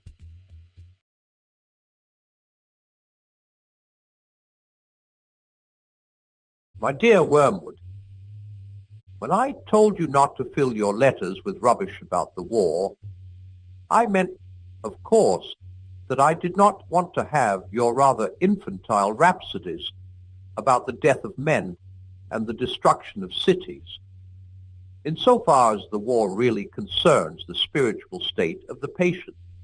I naturally want full reports, and on this aspect you seem singularly obtuse. Thus you tell me with glee that there is reason to expect heavy air raids on the town where the creature lives. This is a crying example of something I have complained about already, your readiness to forget the main point in your immediate enjoyment of human suffering. Do you not know that bombs kill men? Or do you not realize that the patient's death at this moment is precisely what we want to avoid? He has escaped the worldly friends with whom you tried to entangle him. He has fallen in love with a very Christian woman and is temporarily immune from your attacks on his chastity, and the various methods of corrupting his spiritual life, which we have been trying, are so far unsuccessful.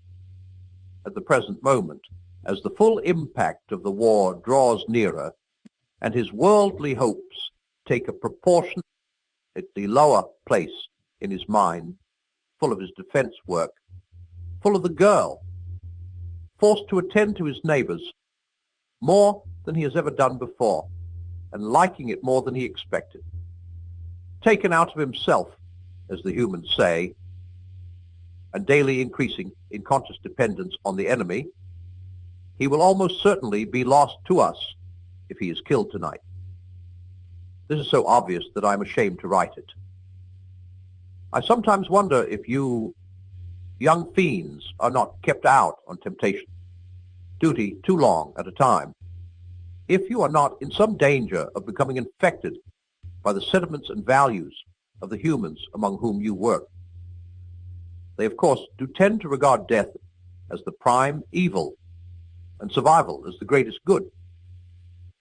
But that is because we have taught them to do so. Do not let us be infected by our own propaganda. I know it seems strange that your chief aim at the moment should be the very same thing for which the patient's lover and his mother are praying, namely, his bodily safety. But so it is. You should be guarding him like the apple of your eye. If he dies now, you lose him. If he survives the war, there is always hope. The enemy has guarded him from you through the first great wave of temptations. But if only he can be kept alive, you have time itself for your ally. The long, dull, monotonous years of middle-aged prosperity or middle-aged adversity are excellent campaigning weather. You see, it is so hard for these creatures to persevere. The routine of adversity, the gradual decay of youthful loves and youthful hopes, the quiet despair, hardly felt as pain, of ever overcoming the chronic temptations with which we have again and again defeated them, the drabness which we create in their lives, and the inarticulate resentment with which we teach them to respond to it, all this provides admirable opportunities of wearing out a soul by attrition. If, on the other hand, the middle years prove prosperous, our position is even stronger. Prosperity knits a man to the world. He feels that he is finding his place in it, while really it is finding its place in him. His increasing reputation, his widening circle of acquaintances, his sense of importance, the growing pressure of absorbing and agreeable work, build up in him a sense of being really at home in earth, which is just what we want. You will notice that the young are generally less unwilling to die than the middle-aged and the old. The truth is that the enemy, having oddly destined these mere animals to life in his own eternal world, has guarded them pretty effectively from the danger of feeling at home anywhere else. That is why we must often wish long life to our patients. 70 years is not a day, too much for the difficult task of unraveling their souls from heaven and building up a firm attachment to the earth. While they are young, we find them always shooting off at a tangent. Even if we contrive to keep them ignorant of explicit religion, the incalculable winds of fantasy and music and poetry, the mere face of a girl, the song of a bird, or the sight of a horizon, are always blowing our whole structure away. They will not apply themselves steadily to worldly advancement, prudent connections, and the policy of safety first. So inveterate is their appetite for heaven that our best method at this stage of attaching them to earth is to make them believe that earth can be turned into heaven at some future date by politics or eugenics or science or psychology or whatnot.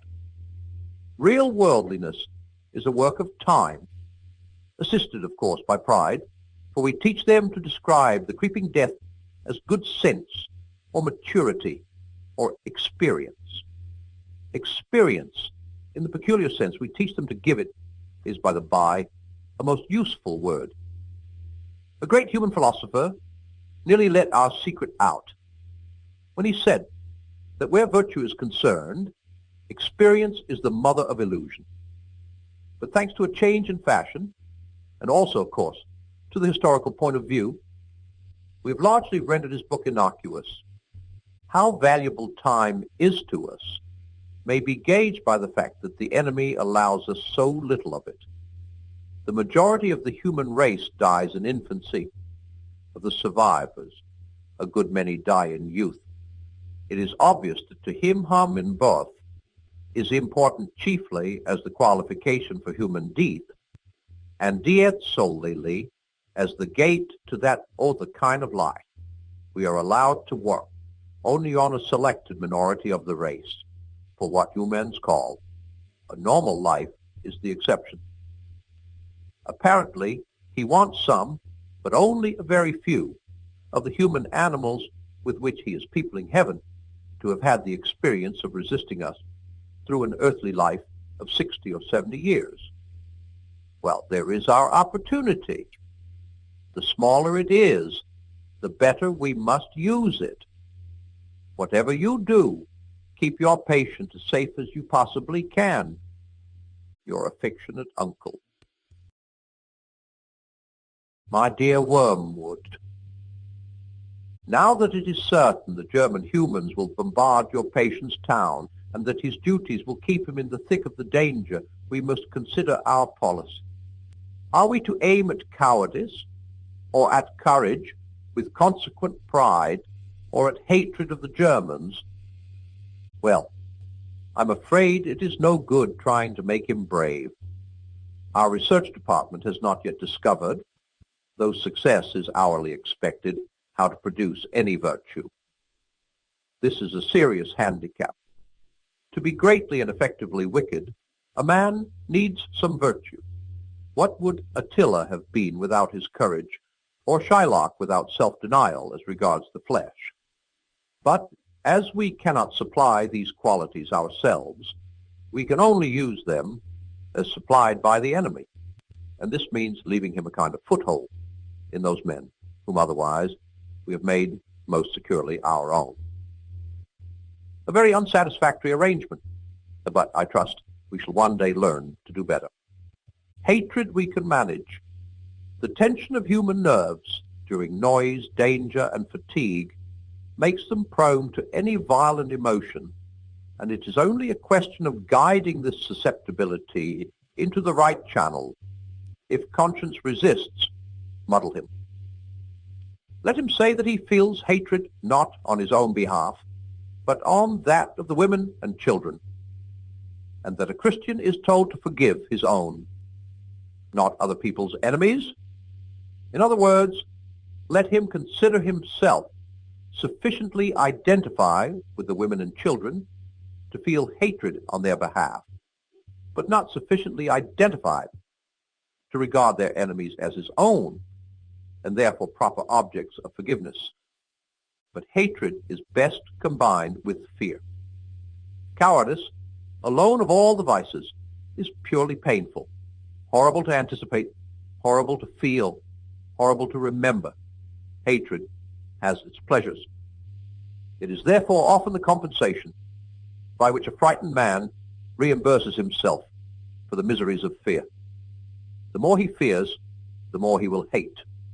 And hatred is also a great anodyne for shame. To make a deep wound in his charity, you should therefore first defeat his courage. Now this is a ticklish business. We have made men proud of most vices, but not of cowardice. Whenever we have almost succeeded in doing so, the enemy permits a war or an earthquake or some other calamity, and at once courage becomes so obviously lovely and important, even in human eyes, that all our work is undone, and there is still at least one vice of which they feel genuine shame. The danger of inducing cowardice in our patients, therefore, is lest we produce real self-knowledge and self-loathing with consequent repentance and humility. And in fact, in the last war, thousands of humans, by discovering their own cowardice, discovered the whole moral world for the first time. In peace, we can make many of them ignore good and evil entirely. In danger, the issue is forced upon them in a guise to which even we cannot blind them. There is here a cruel dilemma before us. If we promoted justice and charity among men, we should be playing directly into the enemy's hands. But if we guide them to the opposite behavior, this sooner or later produces, for he permits it to produce, a war or a revolution, and the undisguisable issue of cowardice or courage awakes thousands of men from moral stupor.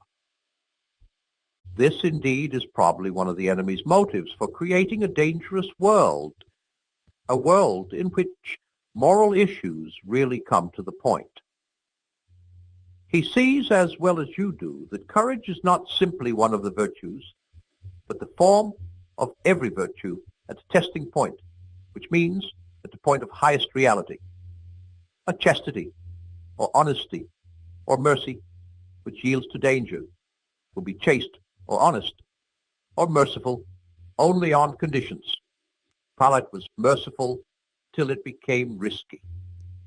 It is therefore possible to lose as much as we gain by making your man a coward. He may learn too much about himself. There is, of course, always the chance, not of chloroforming the shame, but of aggravating it and producing despair. This would be a great triumph. It would show that he had believed in and accepted the enemy's forgiveness of his other sins only because he himself did not fully feel their sinfulness, that in respect of the one vice which he really understands, in its full depth of dishonor, he cannot seek nor credit the mercy. But I fear you have already let him get too far in the enemy's school, and he knows that despair is a greater sin than any of the sins which provoke it. As to the actual technique of temptations to cowardice, not much need be said. The main point is that precautions have a tendency to increase fear. The precautions publicly enjoined on your patient, however, soon become a matter of routine, and this effect disappears. What you must do is to keep running in his mind, side by side with the conscious intention of doing his duty, the vague idea of all sorts of things he can do or not do inside the framework of the duty, which seem to make him a little suffer. Get his mind off the simple rule, I've got to stay here and do so and so, into a series of imaginary lifelines. If happened, though I very much hope it won't, I could do B, and if the worst came to the worst, I could always do C. Superstitions, if not recognized as such, can be awakened. The point is to keep him feeling that he has something other than the enemy and courage the enemy supplies to fall back on, so that what was intended to be a total commitment to duty becomes honeycombed all through with little unconscious reservation. By building up a series of imaginary expedients to prevent the worst coming to the worst, you may produce, at that level of his will which he's not aware of, a determination that the worst shall not come to the worst. Then, at the moment of real terror, rush it out into his nerves and muscles, and you may get the fatal act done before he knows what you're about. For remember, the act of cowardice is all that matters. The emotion of fear is, in itself, no sin, and though we enjoy it, does us no good. Your affectionate uncle. My dear Wormwood, I sometimes wonder whether you think you have been sent into the world for your own amusement. I gather, not from your miserably inadequate report, but from that of the infernal police, that the patient's behavior during the first raid has been the worst possible. He has been very frightened and thinks himself a great coward and therefore feels no pride. But he has done everything his duty demanded and perhaps a bit more. Against this disaster, all you can produce on the credit side is a burst of ill temper with a dog that tripped him up, some excessive cigarette smoking, and the forgetting of a prayer. What is the use of whining to me about your difficulties? If you are proceeding on the enemy's idea of justice and suggesting that your opportunities and intentions should be taken into account, then I am not sure that a charge of heresy does not lie against you.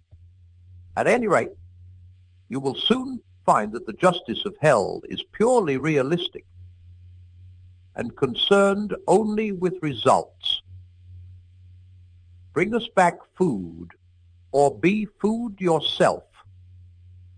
The only constructive passage in your letter is where you say that you still expect good results from the patient's fatigue. That is well enough, but it won't fall into your hands. Fatigue can produce extreme gentleness and quiet of mind, and even something like vision. If you have often seen men led by it into anger, malice, and impatience, that is because those men have had efficient tempters. The paradoxical thing is that moderate fatigue is a better soil for peevishness than absolute exhaustion. This depends partly on physical causes, but partly on something else. It is not fatigue simply as such that produces the anger, but unexpected demands on a man already tired. Whatever men expect they soon come to think they have a right to. The sense of disappointment can, with very little skill on our part, be turned into a sense of injury. It is after men have given in to the irremediable, after they have despaired of relief and ceased to think even a half hour ahead, that the dangers of humbled and gentle weariness begin. To produce the best results from the patient's fatigue, therefore, you must feed him with false hopes. Put into his mind plausible reasons for believing that the air raid will not be repeated.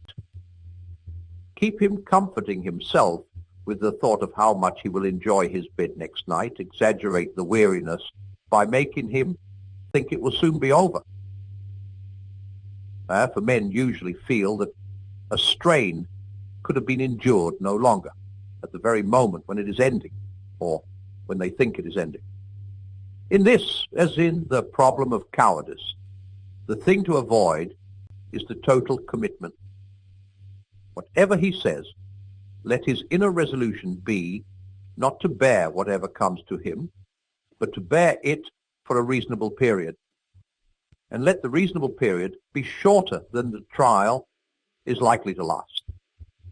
It need not be much shorter. In attacks on patience, chastity, and fortitude, the fun is to make the man yield. Just when, had he but known it, relief was almost in sight. I do not know whether he is likely to meet the girl under conditions of strain or not. If he does, make full use of the fact that up to a certain point, fatigue makes women talk more and men talk less. Much secret resentment, even between lovers, can be raised from this. Probably the scenes he is now witnessing will not provide material for an intellectual attack on his faith. Your previous failures have put that out of your power. But there is a sort of attack on the emotions which can still be tried. It turns on making him feel, when first he sees human remains plastered on a wall, that this is what the world is really like, and that all his religion has been a fantasy. You will notice that we have got them completely fogged about the meaning of the word real. They tell each other of some great spiritual experience. All that really happened was that you heard some music in a lighted building. Here real means the bare physical facts, separated from the other elements in the experience they actually had. On the other hand, they will also say, it's all very well discussing that high dive as you sit here in an armchair, but wait till you get up there and see what it's really like. Here, real is being used in the opposite sense to mean not the physical facts, which they know already while discussing the matter in armchairs, but the emotional effect those facts will have on a human consciousness. Either application of the word could be defended, but our business is to keep the two going at once, so that the emotional value of the word real can be placed now on one side of the account, now on the other, as it happens to suit us. The general rule which we have now, pretty well established among them, is that in all experiences which can make them happier or better, only the physical facts are real, while the spiritual elements are subjective. In all experiences which can discourage or corrupt them, the spiritual elements are the main reality, and to ignore them is to be an escapist. Thus in birth, the blood and pain are real, the rejoicing a mere subjective point of view. In death, the terror and ugliness reveal what death really means. The hatefulness of a hated person is real. In hatred, you see men as they are. You are disillusioned, but the loveliness of a loved person is merely a subjective has concealing a real core of sexual appetite or economic suggestion. Wars and poverty are really horrible. Peace and plenty are mere physical facts about which men happen to have certain sentiments. The creatures are always accusing one another of wanting to eat the cake and have it. But thanks to our labors, they are more often in the predicament of paying for the cake and not eating it. Your patient, properly handled, will have no difficulty in regarding his emotion at the sight of human entrails as a revelation of reality, and his emotion at the sight of happy children or fair weather as mere sentiment, your affectionate uncle. My dear, my very dear, Wormwood, my poppet, my pig snake, how mistakenly, now that all is lost, you come whimpering to ask me whether the terms of affection in which I address you meant nothing from the beginning. Far from it, rest assured. My love for you and your love for me are as like as two peas. I have always desired you as you, pitiful fool, desired me. The difference is that I am the stronger. I think they will give you to me now, or a bit of you. Love you? Why, yes. As dainty a morsel as ever I grew fat on. You have let a soul slip through your fingers. The howl of sharpened famine for that loss re-echoes at this moment through all the levels of the kingdom of noise, down to the very throne itself. It makes me mad to think of it. How well I know what happened at the instant when they snatched him from you. There was a sudden clearing of his eyes, was there not, as he saw you for the first time and recognized the part you had had in him and knew that you had it no longer. Just think, and let it be the beginning of your agony, what he felt at that moment, as if a scab had fallen from an old sore, as if he were emerging from a hideous shell-like tetter, as if he shuffled off for good and all, a defiled, wet, clinging garment. By hell, it is misery enough to see them in their mortal days, taking off dirtied and uncomfortable clothes and splashing in hot water and giving little grunts of pleasure, stretching their eased limbs. What, then, of this final stripping, this complete cleansing? The more one thinks about it, the worse it becomes. He got through so easily. No gradual misgivings, no doctor's sentence, no nursing home, no operating theater, no false hopes of life. Sheer, instantaneous liberation. One moment it seemed to be all our world. The scream of bombs, the fall of houses, the stink and taste of high explosive on the lips and in the lungs, the feet burning with weariness, the heart cold with horrors, the brain reeling, the legs aching. Next moment, all this was gone, gone like a bad dream, never again to be of any account. Defeated, outmaneuvered fool. Did you mark how naturally, as if he'd been born for it, the earth-born vermin entered the new life? How all his doubts became, in the twinkling of an eye, ridiculous. I know what the creature was saying to itself. Yes, of course. It always was like this. All horrors have followed the same course, getting worse and worse and forcing you into a kind of bottleneck till. At the very moment when you thought you must be crushed, behold, you were out of the narrows and all was suddenly well.